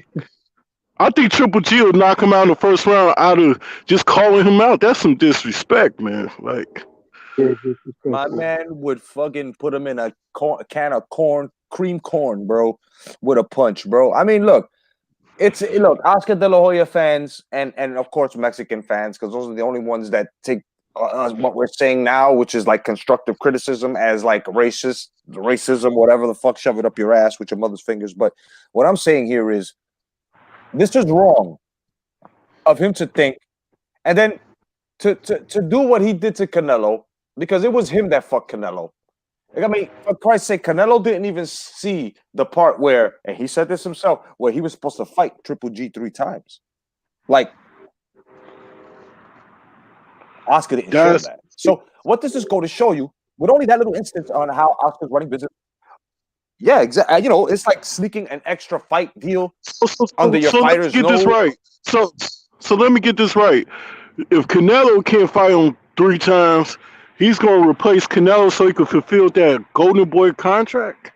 Well, that's the thing. Does anybody know if the Zone got rid of that contract and Canelo is the sole owner of that contract now since the Zone actually signed Golden Boy because of Canelo? Man, that make Canelo look more gangster. Be like, I ain't fighting him. F you. And then he be like, you can fight him though. And his ex-promoter actually go and fight Triple G. You know how disrespectful that is? That's what I'm saying. Like you gotta think about this now. You gotta think about this. Like if there is a third GGG fight produced, right? Or they want it produced, who do they go to now? Do they go to Oscar and tell him, yo, you gotta get this fight going somehow? I don't know how you're gonna do it. Or do they go to fucking Freckleface over here and tell him, yo, listen, Cinnamon, we're gonna have to fight. You're gonna have to fight GGG. It's in your contract. Now, Canelo he tried to dispute it already by saying that he never saw anything saying that he had to fight GGG the third time. This is why the fight has not produced yet. And you could tell it hasn't produced because of that. And that's a fucking shame. So this is why I say that Oscar De La Hoya was holding Canelo back, bro. And he was doing what he was complaining that Mayweather was doing with himself. He's doing with Canelo. What do you guys have to say? Go ahead, Ross Clark. Oh man, I don't even know what's going on with Canelo and his contract and stuff. But if I see that Canelo is, I think there will be a third match eventually on down the line, and I think Canelo was weighing it out to make sure that Triple G is really, really done, so that he could stop in this time and then put an end to this whole Triple G Canelo feud. Which is pathetic, but yeah. It's very pathetic. It's very pathetic. All I gotta say is, I thought Triple G won both fights, and that's that. That's what I'm saying. That's what I'm saying. I think they won both fights too. And what's pathetic, fellas, my brothers, is this too, right? How the fuck are you gonna fight? You could have fought Khalid Plant, but instead you're fighting Callum Smith. But Heyman can't get them fights because Heyman ain't trying to get none of his fighters to fight anybody. Well, the problem here, I think Callum Smith is a better opponent though, Kikado, in my opinion.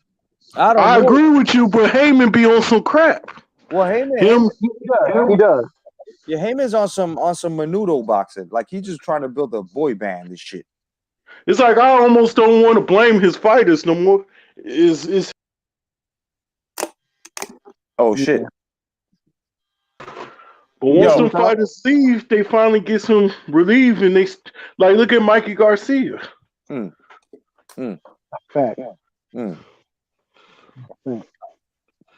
I mean, that dude's about to try to get a Teofimo fight in a minute. Yeah, I mean, look, there's no such thing. Yeah, I mean, look, these guys like to talk about their free agents. They can go anywhere they want. Remember when they said that? Almost every fighter from PBC has said this. So if you motherfuckers over there, you cherry picking ass motherfuckers, right? You bush hiding ass niggas. If you motherfuckers are hiding in the bushes across the street the way you are, but then you're saying that you have to talk to Al Heyman to make the fights, but yet you're saying that you're free agents, you don't need to speak to nobody, you can make fights yourself. What's going on? Charlos. Yeah, what's going on? What's going on? But then you'll want to get apprehensive and talk tough and start talking about you got that thang and stuff like that to motherfuckers like myself who actually call you out on your bullshit, right? Fuck you, because I got a thang too. I got 3 thangs with a lot of people. So I'm certified with a thang. You don't want to get bang. So what's up, man? Word up. And I got the Liddy license for the motherfuckers. So if motherfuckers want to start, heat seeking, hey, let's get on down, son. And let me tell you something, I'm a better shot Then a lot of niggas. Hey! Everybody said Christ said turn the other cheek, but Christ also says get rid of the purchase bag and purchase 2 swords. There we go. And that's only on defense. You know what I mean? But what I'm saying is that what I mean by that is that I had to bring it to their level is because you guys like to bring this street shit, and I'm talking about you fucking fighters, you PBC fighters. You guys get apprehensive, you get emotional, you start hitting high notes like divas and shit every time somebody gives you constructive criticism, and then right away you want to start threatening motherfuckers, downloaders, fans and shit. You guys know nothing about the sport because the sport, all other fighters always took constructive criticism from their fight fans. And you guys don't know shit about boxing because you're too emotionally weak. A lot of you guys over at PBC, it's funny how you can say something to Teofimo, you can say something to Loma, you can say something to Joshua. Joshua has not even come out and even as much shit as you fight fans talk about Joshua not being real, or Fury and everyone else, all you haters that throw those shit about boxing. As much as you talk shit about these guys have never answered back because they're not emotional. Canelo answered back to fans. Crawford answered back to fans that always tell him he ain't fight nobody, but yet the guy that you're rooting for don't want to fight your man. So if you consider Errol Spence Jr. as somebody, I come that somebody and want to fight this guy who ain't fighting nobody. Think about this. And they're in the same weight class, you fucking morons.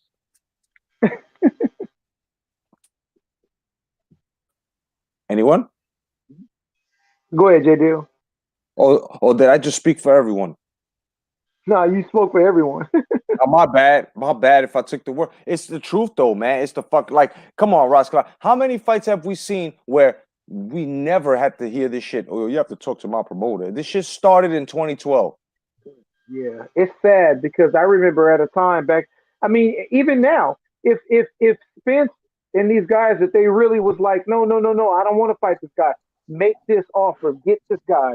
Right. I think they can make it happen because at the end of the day, it's like Errol Spence will take $2 million to fight, let's say, Danny Garcia, but with Crawford, no, you got to give me $20 million. That's where the problem lies. Hey, I got a question. Yep. I got a question for both of you guys. Okay. It got something to do with this Crawford Spence crap, right? All right. Name me one welterweight that Danny Garcia really beat that was a signature win. That's what I keep telling people, man. Nobody. Name me one real welterweight that Sean Porter beat that was a somebody. Nobody. Name, and if you're going to say Devin Alexander, name me a welterweight he beat that was a somebody. Devin Alexander got punched the fuck out to stupidity. I mean, if you say Marcus Madonna wasn't used to welterweight at that time. That was at 140. No, that was at 140. Oh, okay. See, Danny Garcia's glory days at 140. If you're going to say a Malignaggi or somebody like that or Judah, that don't count. Who has, other than Kell Brook, who has, and maybe a Bundu, who is a real name that's a signature win in the welterweight division for even Earl Spence? Because Kell Brook ain't got no names either. Yeah. And Sean Porter ain't got no names either. My point is, everybody got to prove themselves at 147. Yeah. And they talking this junk. Well, I see the reason why Crawford fans are more on the right track when they say that Crawford's a bit more proven. Since Crawford beat Horn, who beat a Pacquiao, right? Because everybody, Horn beat Pacquiao, but we all know what happened, right? Then you got a Benavidez, right? Who beat who? Who beat who? A guy that was 22-0, but that's about it. But his 22-0. His 22-0 was against guys. Wild opponents. But their excuse is, well, Benavidez got shot in the leg and his leg was 70%. And you know what's funny? When you go back to that fight and you listen to that fight from rounds 1 through 6, right? When Benavidez was getting off a little, that shit wasn't even mentioned. The moment Terrence Crawford picked up the pace and started punching the shit out of fucking Benavidez, this motherfucker. No, Ryan Kenny, that son of a bitch that don't know shit about boxing, regardless, he's been calling that shit for years. This motherfucker is the one that started that shit. Oh, well, it must be the problems that he's having with the leg that he got shot in. You fucking kidding me? Exactly.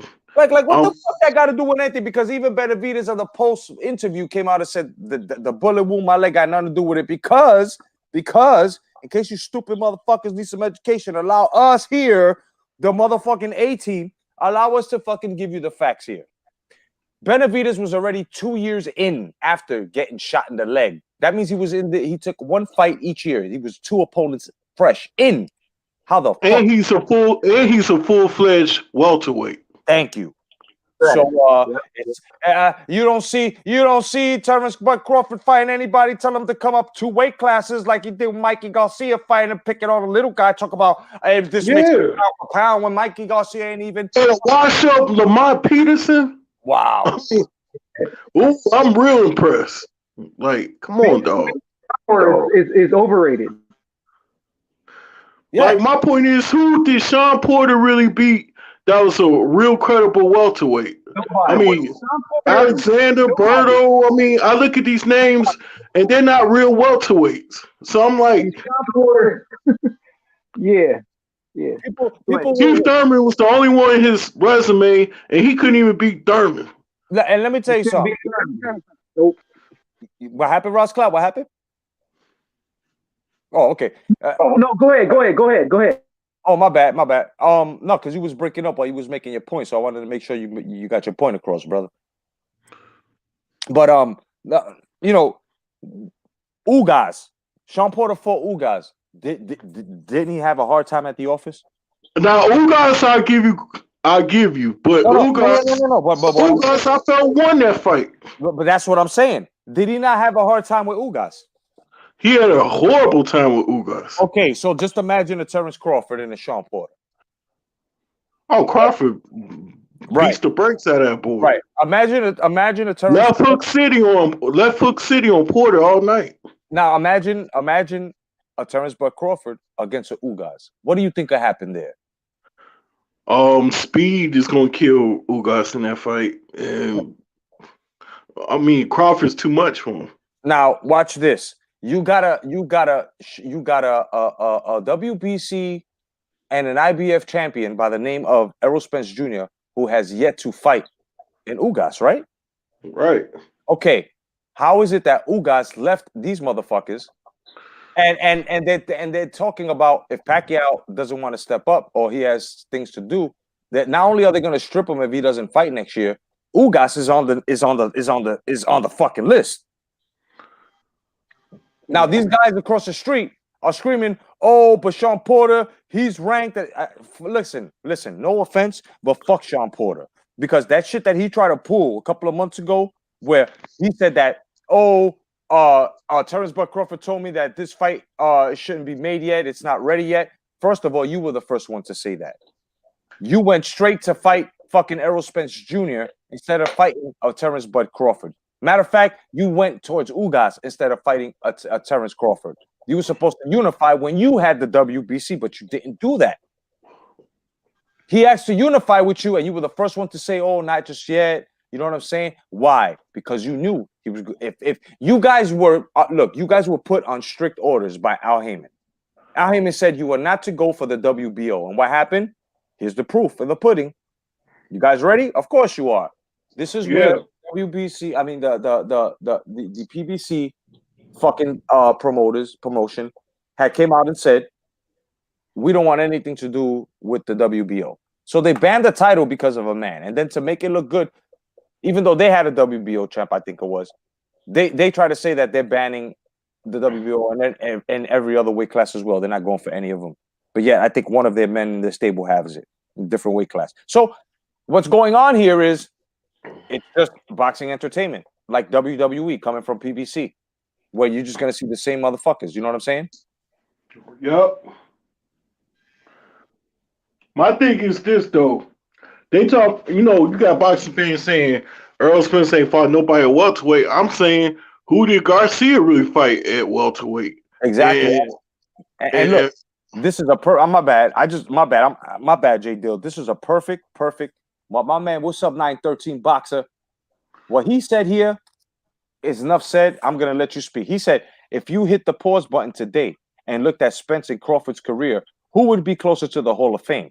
Crawford. Enough said. Yeah, exactly.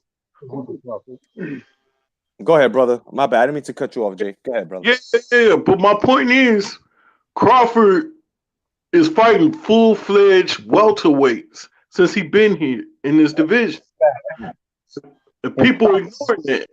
And people like Garcia and Spence are beating up average Glory Days 135, 140 pounders instead of walking in 147 and stuff like that. But whenever they fight some real guys that are full-fledged welterweights in their primes, they either struggle or they lose. Yep. So I don't want to hear this crap who Crawford fight in welterweight.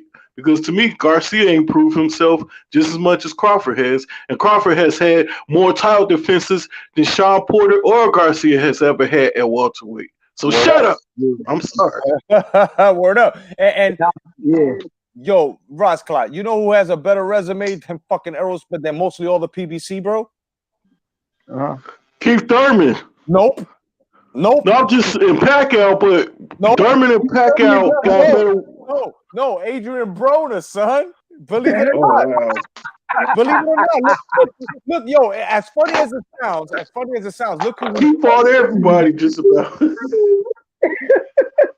That's hilarious, right? And here goes a guy who takes his career as a joke, but he got a no joke resume. Can you believe that? I mean, he was about the money, but he was also about fighting. Listen. Adrian Broner should have been signed to Bob Arum. Bob Arum would have kept Adrian Broner in check, son. Kept him at 135, 140. You know what I'm saying? The thing is with Adrian Broner, and I always say this, that he has the weirdest frame. He's too big for 140 and he's too small for 147 because of his frame and the way the way he carries weight.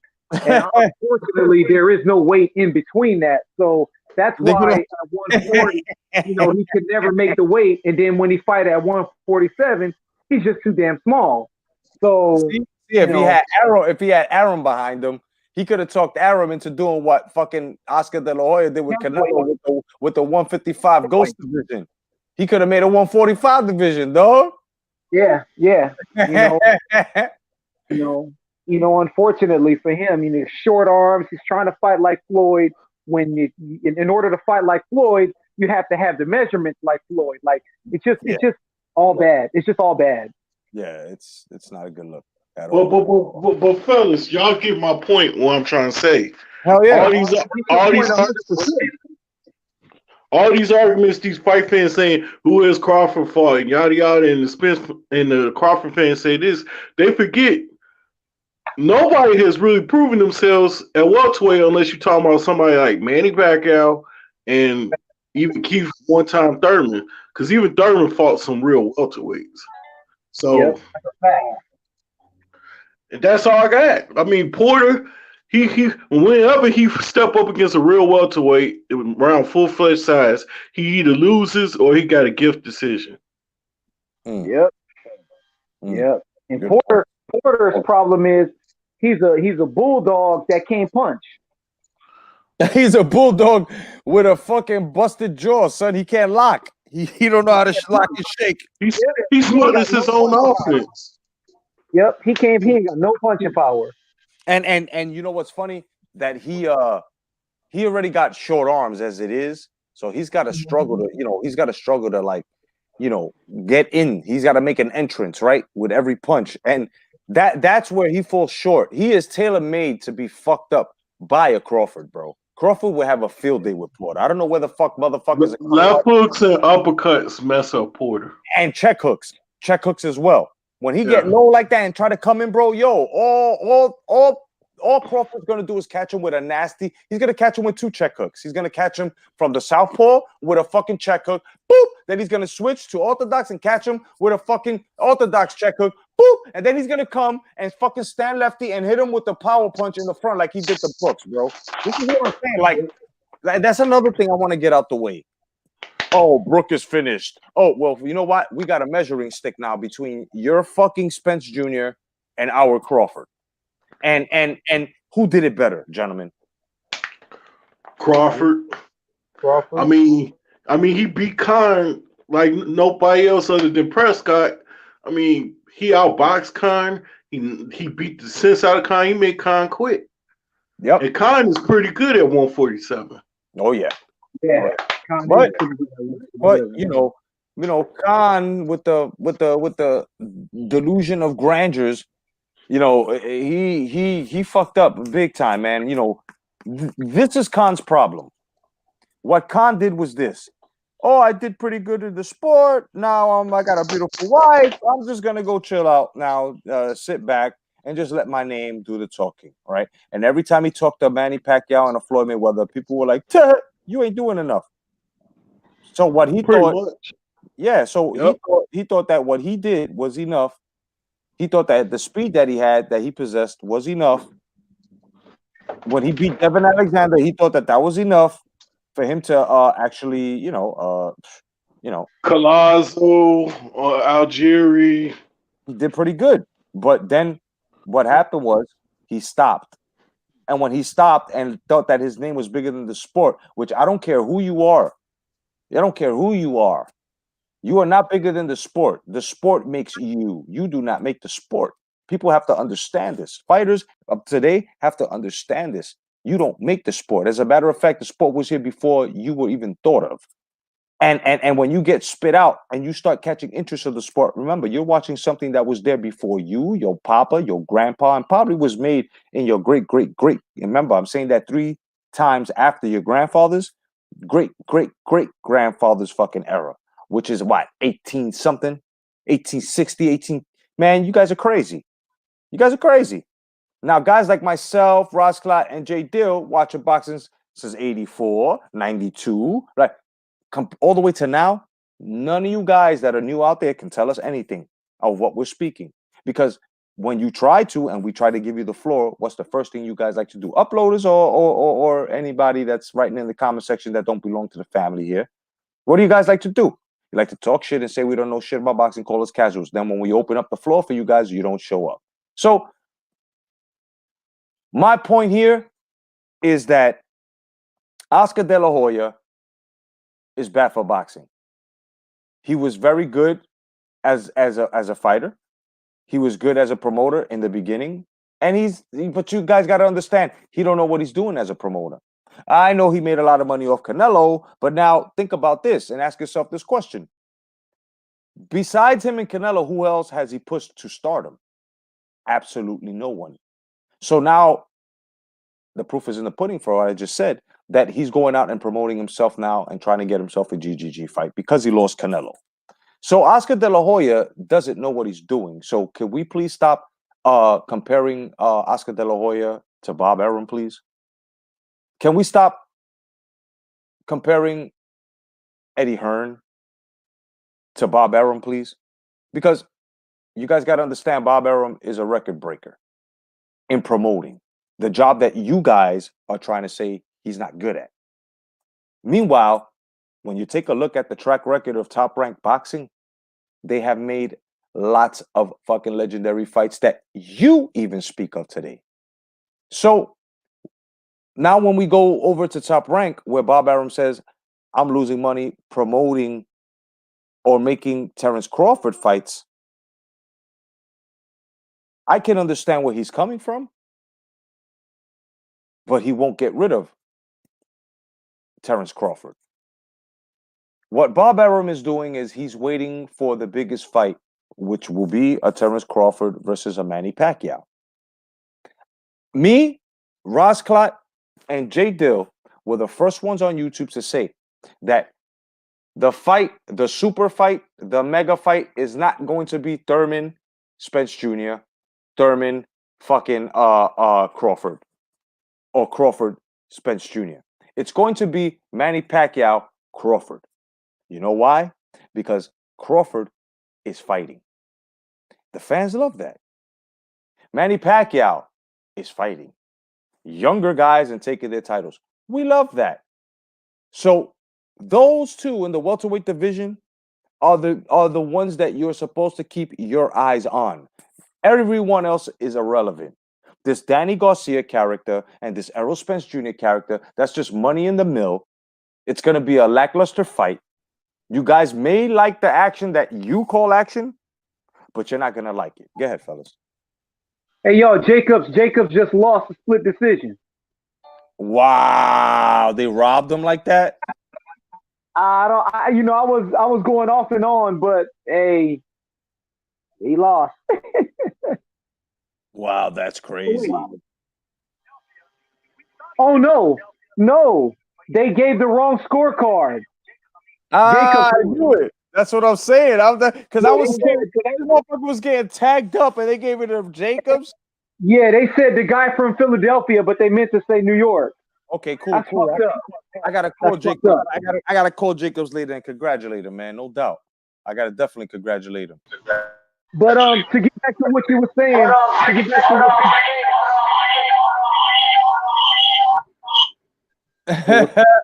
we had some feedback there. Sorry about that. To get back to what you were saying, man. Bob Arum is a real promoter. You know what I'm saying? And at the end of the day, it's not. In my opinion, Bob Arum will make the fight. Just you gotta, at the end of the day, in my opinion, because I don't know, but I'm just speculating. I think Heyman and the PBC people are really hard to do business with. It's just that's what it is. And for some reason, they make it seem like, oh, go to Heyman, because this is where all the black fighters are going to get paid at, blah, blah, blah. And that's good. Great. Get all the money you can get. But if you go over there, you're not going to get those legacy fights. You're just going to keep fighting people in-house. Right. And unless you got all the fighters, you're not going to have this great resume. Right. Anybody want to answer this question over here? Go ahead. By necessary. He says, which fight is bigger? Which fight is a bigger pay-per-view fight? Bud versus Pac or Pac versus Spence? Bud versus Pac. How about you, Ross Clot? Did we lose him or he's busy? Oh, he's probably busy. No.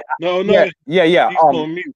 Yeah. Which fight you think would be bigger on a pay-per-view fight? Bud versus Pac or Pac versus Spence?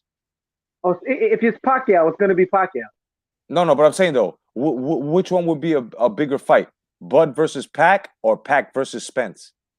Bud versus Pac. Right, and I have to agree. Bud versus Pac, simply because it's a bit more competitive.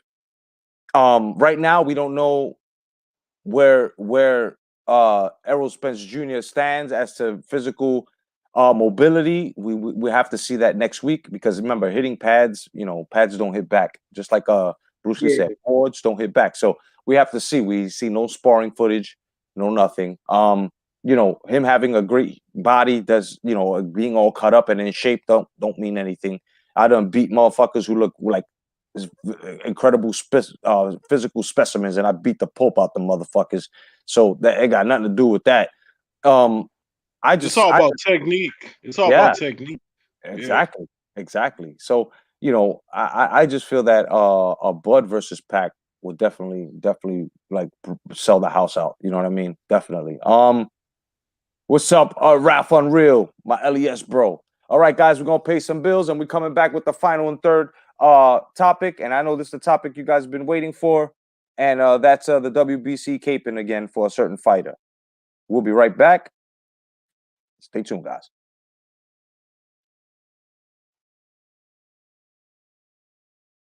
This is the Micro Machine Man, presenting the most miniature motorcade of Micro Machines. Each one has dramatic details, terrific trim, stupendous styling, precision paint jobs, working wheels. Micro Machine cars of vast variety, including Lamborghini, Trans Am, Corvette, Rover, Volkswagen, pickup Charger, and many more. Micro Machine planes, polished, perfect precision, like F-15, Corsair, Space Shuttle, P-51, Mustang. Micro Machine boasts a fabulous fleet of tugs, PTs, and speedboats. Talk about small. Micro Machines are less gargantuan than a grip. Opera's midget is a marvel and smaller than a silver dollar. Hey, Dad! You want to get more Micro Machines to add to our collection? Yeah! A miniature midget colossal collection of Micro Machines. Collect them, trade them, race them. The Micro Machines, set sold separately from Galoob. They're really small. My buddy,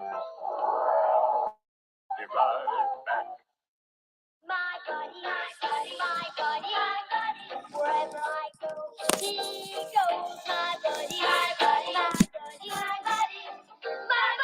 and me.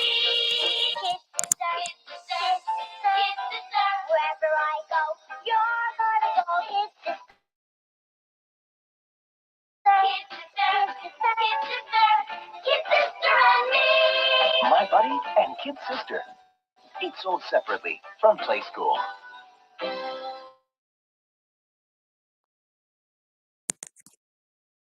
Bigger than big. When he fights battles, he always wins. And he's your friend, too. He breaks his chains. Put him on you and break away, too.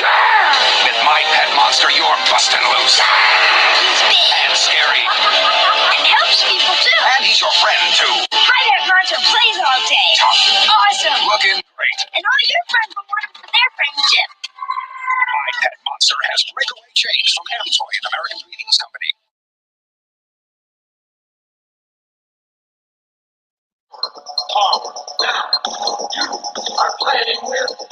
Punch Out by Nintendo. 11 world-class contenders. Take them down with your controller, beat them all, and you've got a shot at Tyson's title. But for that, you've got to beat Mike Tyson. Mike Tyson's Punch Out from Nintendo. Now you're playing with power. And we're back, no doubt. Welcome back. And this is the conclusion, the last topic. Peace to everybody who just joined in. If you missed out, don't worry about it. Join the playback posse. Just hit the playback, and we should be coming up again and just basically doing the program for you. You don't want to miss this one, man. We did a perfect record breakdown, career breakdowns of both Mike Tyson and Roy Jones Jr. You don't want to miss that. Now, gentlemen, we got a problem here. We got the WBC president, Mauricio Suleiman, saying that Wilder deserves another chance at Tyson Fury's title. J. Dill and then Roz Clot. Take this away. Okay, money. I smell money and politics in this. I don't know what Heyman is giving out in the back deals of this, but we all know Sullivan is corrupt. Even my dad and his people know Sullivan behind the scenes, and how they operate, because they do business together. But I'll just put it like this, man. Capping like that, it must have been a change of heart for Solomon, because Solomon was capping for Fury most of these months. Now, as these times have gone closer and we're going to this pandemic to next year, and they're looking at, okay, Tyson Fury versus Carlos Takam, that's not going to give us no money. That's not going to sell a fight. We can't get an arena for that. And we're not going to get paid that nicely. Dillian White just lost to Povetkin. So that fight, and Fury ain't going to fight him. So why not Wilder? We might as well, because most of these headlines is about Wilder. You see how Lies made this a third fight already? But nobody really wants to see this third fight. Everybody wants to see Joshua versus Fury. Me personally, if I'm Fury, I'm not giving Wilder another chance. I mean, lie after lie. He lucky I ain't pressing charges on him. Someone like Anthony, huh? No, I'm just laughing because that's mad true, bro. That slander. Yeah, man. Like, I don't know why Fury's doing what he's doing, but then it looked like Wilder was cheating with that smelling salt stuff or that powder or whatever, because that towel was right around his nose on one of those cameras too. Looked like Jay Diaz was up to something doing that Panama Lewis type stuff, but who knows? All I know is cheaters call out other cheaters. And Wilder, man, having Solomon capping, I think it's some incentives going on, and Solomon is having a change of heart. But overall, this capping is despicable. I don't want to see a third fight. Matter of fact, the first two fights, I didn't think Wilder had an answer for him. All he had was a puncher's chance, and now even Fury mastered that, because Fury knows what that power feels like. Fury knows what Wilder's limitations are, and Fury knows his strengths. This is the best heavyweight Wilder's ever going to face, and he's just not going to beat him. Case closed. Why would I want to see a third butt whooping, and it's going to even and it will be even worse. Damn, And I agree. It's gonna I be mean, even.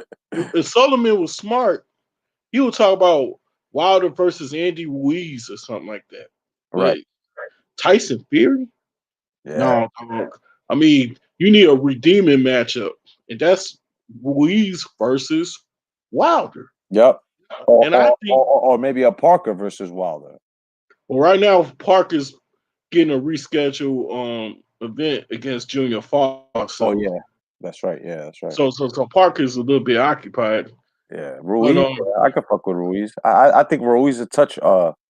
I think Ruiz could beat him because I think Ruiz, after taking a few shots and take away the distance of Wilder, I think Wilder would get hurt with that left hook, and Ruiz going to that body and backing Wilder up is going to give Wilder issues.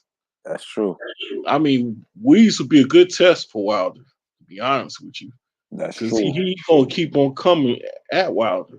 And he had some of the fastest hands Wilder will face up in there. Mm. Yeah.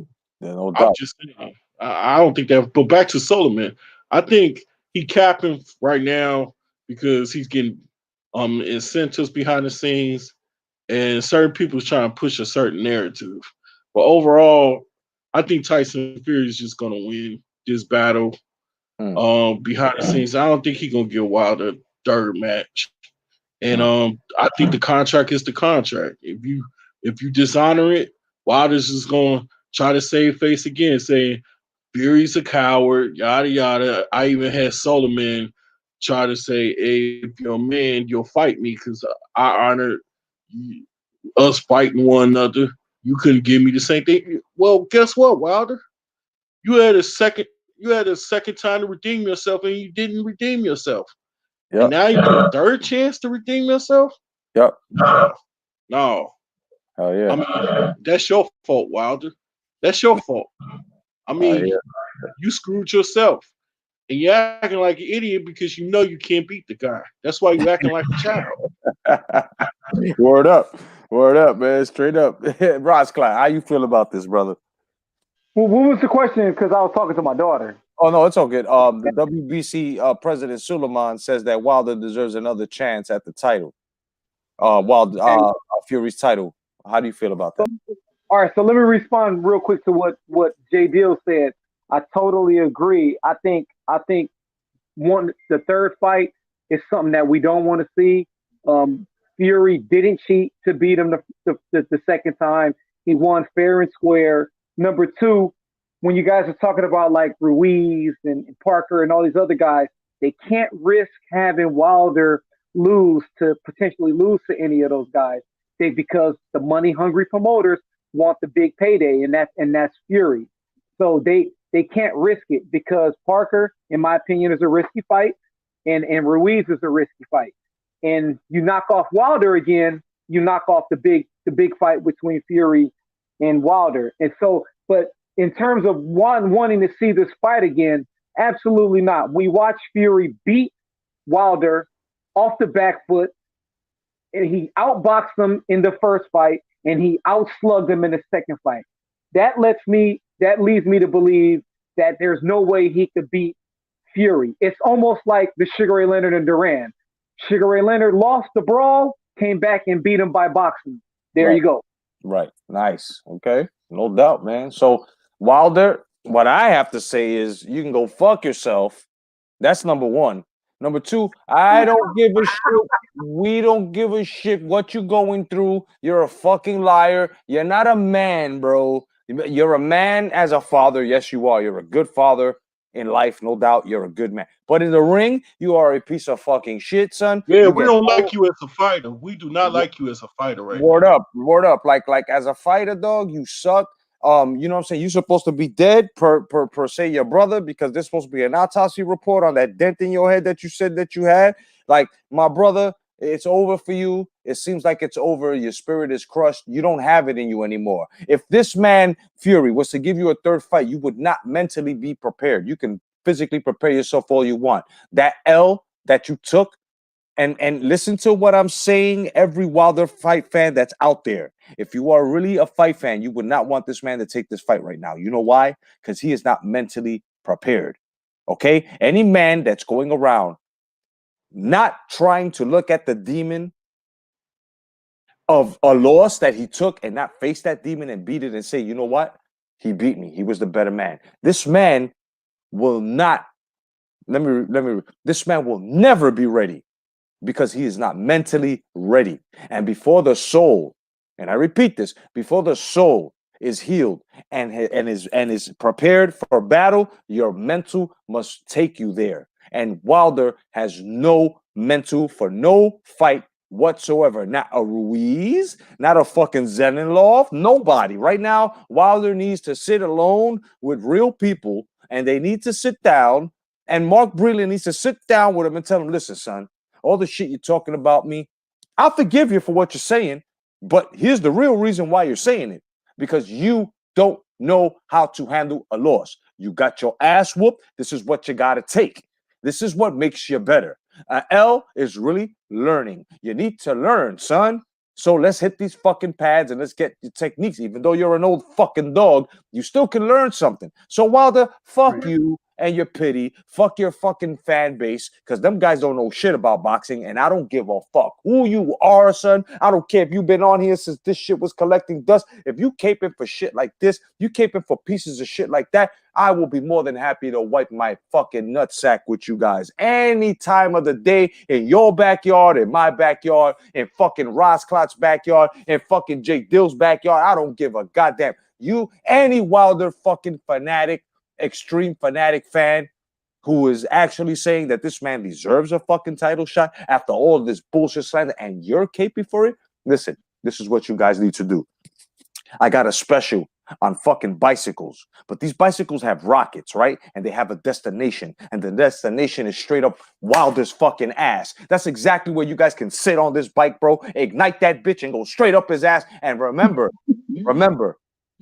your fucking mind, all of you, belongs to Fury.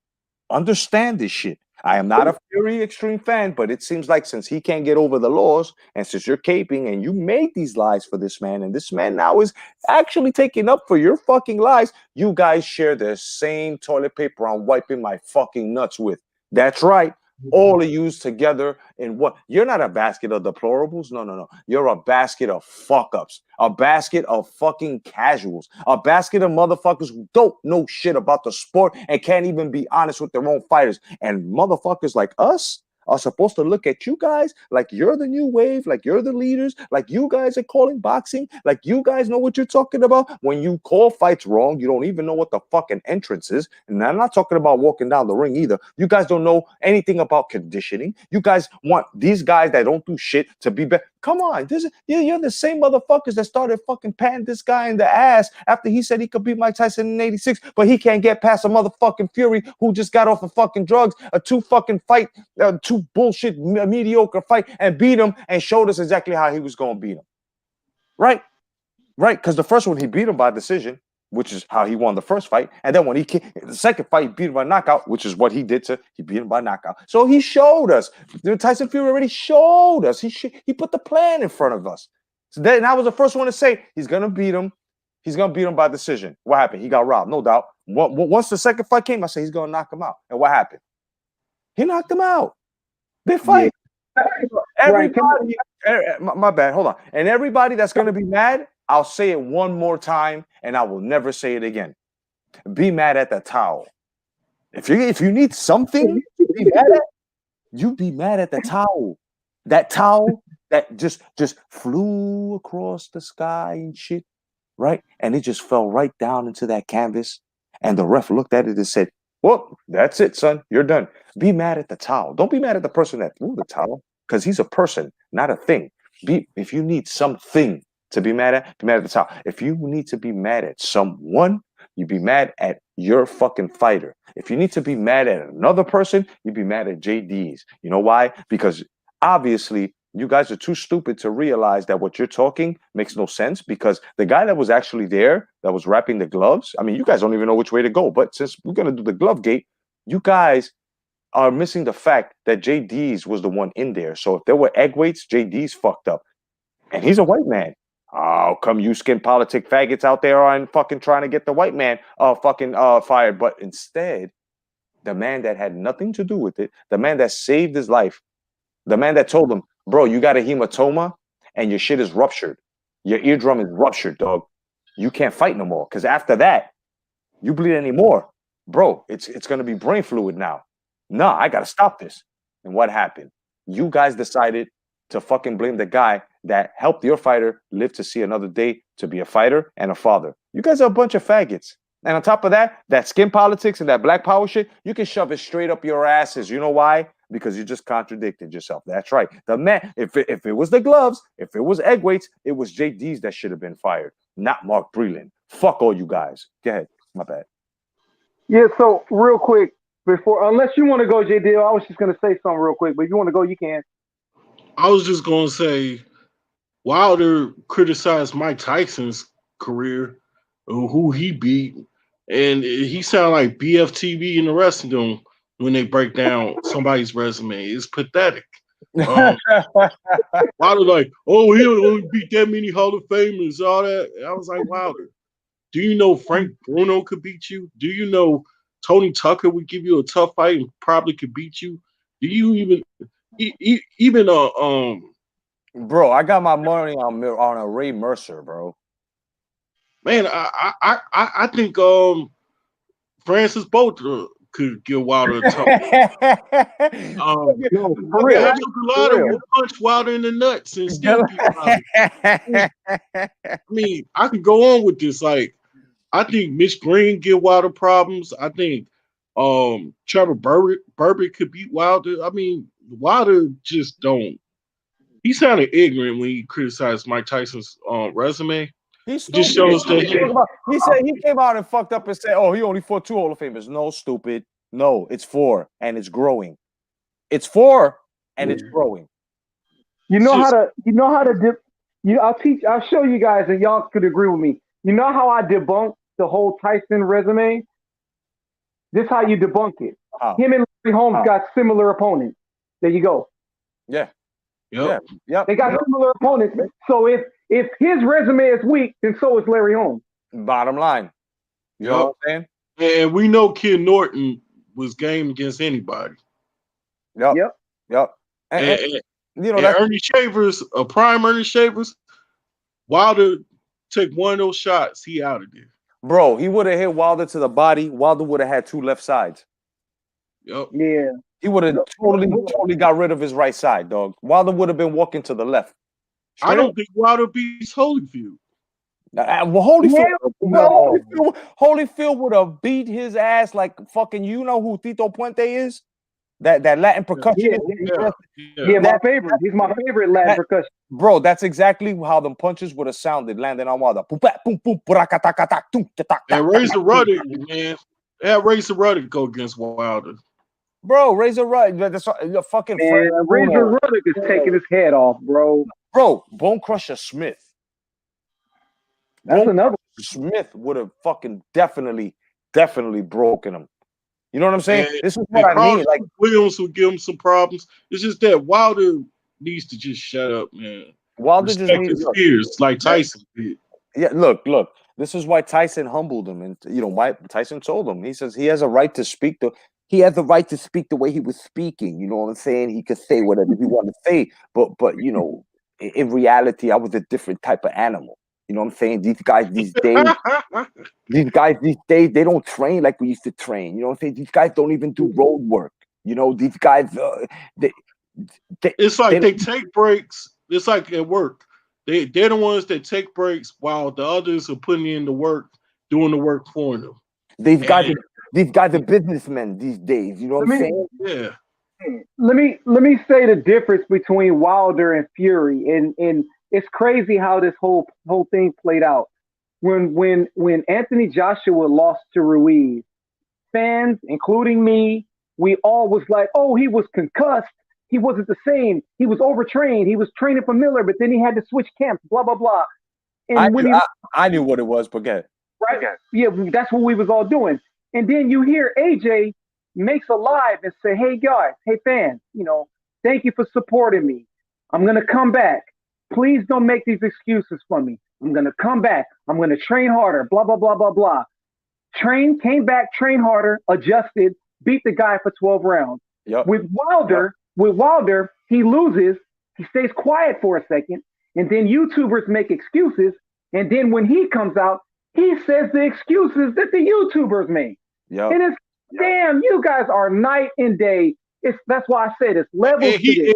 You're either a professional or you're not. He said Tyson Fury was feather fisted. Yeah. First Yeah, fight. Yeah. right. So Right. feather fisted, he put a dent in his skull, right? And he needed an Yeah, autopsy and report. that's another thing that bothers me. This is how I know these guys don't watch boxing. They talked about him being feather fisted, and he never had power like that. For one, it was accumulated punches that had them throwing the towel. And number two, just like they say Muhammad Ali didn't have power, what happened? Most of his stoppages was from accumulated punches. So all this, he was cheating. He had way too much power.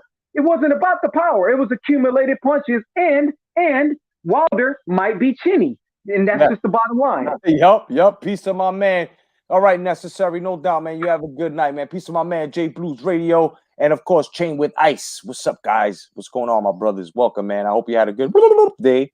You know what I'm saying? I hope you ate all that turkey. Word up, man. Straight up, man. But we just finished giving you guys a good 2 hours of fucking boxing talk that you will never find in your fucking life. Go look.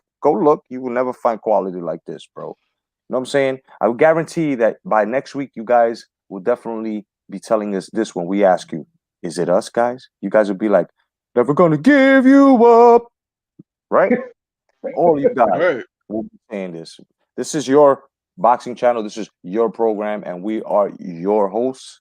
And of course, the honorary host of today is Rosclaw222. Please go check out his channel. You know what I'm saying? Oh, yeah, man. Thank you for having me on. I'm telling you, always, bro.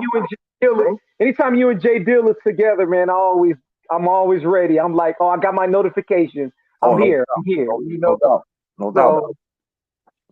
Anytime. No doubt, man. It's always a pleasure having you, Ross Clyde. You know what I'm saying? And Jay Dill, of course. You know what I'm saying? He is the co-host of Late Night Boxing Talk, and I'm happy, man, that this has been going on. This is about the third show we did now. You guys are liking it. Of course, we got a low viewer count today because there are other guys talking boxing, but that's okay because holidays too. No, it's all good. But they gonna come around. Oh yeah. I mean, we got the playback. We got the playback. Posse. I'm not worried about that. You know what I'm saying? And guess what? It's only gonna get better, man. Oh, of course. I'm just saying that I'm giving the people a reason why we had a low, viewer count today is because, But guess what? We all have fun. Whoever did participate. Hell yeah, man. And as a matter of fact, let me give you guys a great big shout out, man. My man Chain with Ice, of course. My man Necessary. The man is still Khalil. Peace to you, my brother. J Blues Radio. You know what I'm saying? My man Unreal, or should I say Ralph Unreal? My LES bro. You know what I mean? Peace to my man 913 Boxer who came in. My man Charlie LeBron who stopped by. My old good friend, man. My brother Aaron Henderson, man, since like elementary school, man. My man Mala, of course. No doubt. My man Gerson Medina. Peace to you, my brother. Of course, Soccer Training Club, and my boy, the Star Wars dad, John, stopped by. You know what I'm saying? Peace to you and everybody else, man. I hope you guys had a great Thanksgiving, man. And before I close it up, anybody want to say anything? Yeah, I want to give a shout out. Yeah, I want to give a shout out to the fellas on this platform, to the brothers who've been supporting me from this YouTube outside in real life, including Jay, also Haplo, Zone 6, and others. They real men. They show love to a brother when you're going through it, and I just want to give a shout out to them. Also, I want to give a shout out to the boxing channels other than this boxing channel that's putting in work, like Ring IQ, Mark Unrivaled Boxing, Boxing Beats and Rhymes, Scrapbook Boxing, love boxing. I love scrapbooks. Um, I love scrapbooks. My yeah, man man. Brian, my man Brian Harkin, 10 players. Yeah, Hawking. Um, um, I, Boxing Bros. I like their content. Um, DT3, the Boom Man. I like his stuff. I like a lot of guys' stuff. I even like Coach Shelton Harrison stuff, even though he got an issue with me, but I still think he puts a lot in for the fighting community. So there's no hate on my end because he does got good content at the end of the No day. doubt. And my shouts out to the boxing librarian. You know I ain't gonna forget about you. And Word up. Check out the Red Glove Militant as well. My man yeah, Red Glove. yeah, I'm giving him a shout out too. No doubt. I love his stuff. And then I just want to also say, brother, doing this and doing it this type of way is gonna get us back to really, really making the spirit of boxing fun again. No doubt. And, No and doubt. we need to keep doing that. And shout out to D Styles because he Yeah. doing it too. Yeah, And D Styles. D Styles been out here for a minute too. PCU, D Styles, no doubt. yeah, so I want to give shout out love from both sides of the pond, from the UK to the United States to all around the world, even Kiwi Boxing. What's up, Mr. Boxing today? Oh, hold What's up, up? hold up. And my man Sporting Icons. Piece of Sporting Icons, no doubt. Sporting icons too. Oh yeah. Oh yeah, that's I mean, another good shout. I mean, so many shout outs that we could give. It won't be enough, but at the same time, Brother Deal was watching, but Brother Deal is showing love too. No doubt. And And piece of Rummy's Corner as well. My man. Rummy's Corner, woo! What That's up? hot. And my man Mike Montero, PCU as well, man. Peace to all the Montero, channels, solid. bro. Yep. All the channels, and these are people we know. Like, the people that you see as YouTube personalities, we talk to these people. We know. We even had collaborations with them. So that's what I'm saying, man. You fucking with veterans. Everybody on this panel right here is a vet. You know what I mean? So before I cut it off, just want to tell you guys, Ross Clot, J Dill, Ross Clot, love you guys, man. You guys are my brother. Everybody else in the channel, on the chat as well. Of course, this is your channel, man. I try to bring you informative shit from boxing, Star Wars, politics, life. You know what I'm saying? And like what we speak here is the truth. If any of you guys ever feel like we're fabricating anything, it's always what I always say. This is this channel's motto. You ready? It's an old saying, and I swear to God, I'm making a shirt on this. Do the research. It's there. That's my saying. You guys need to do that if you don't believe any of us. Before you call us liars, before you call us casuals, if you don't believe anything that we're saying, you look into it and then come with facts. Otherwise than that, for my man Ross Clot 222 and the W.B.C. Salute, y'all. Salute. And on behalf of my co-host, your co-host, my man from Dill Town, J Dill. What's up, man? All we gotta do is keep it boxing. That's it, no doubt. We're about to be out of here. Otherwise than that, God bless. Stay vigilant, and we will see you Wednesday. Peace, guys.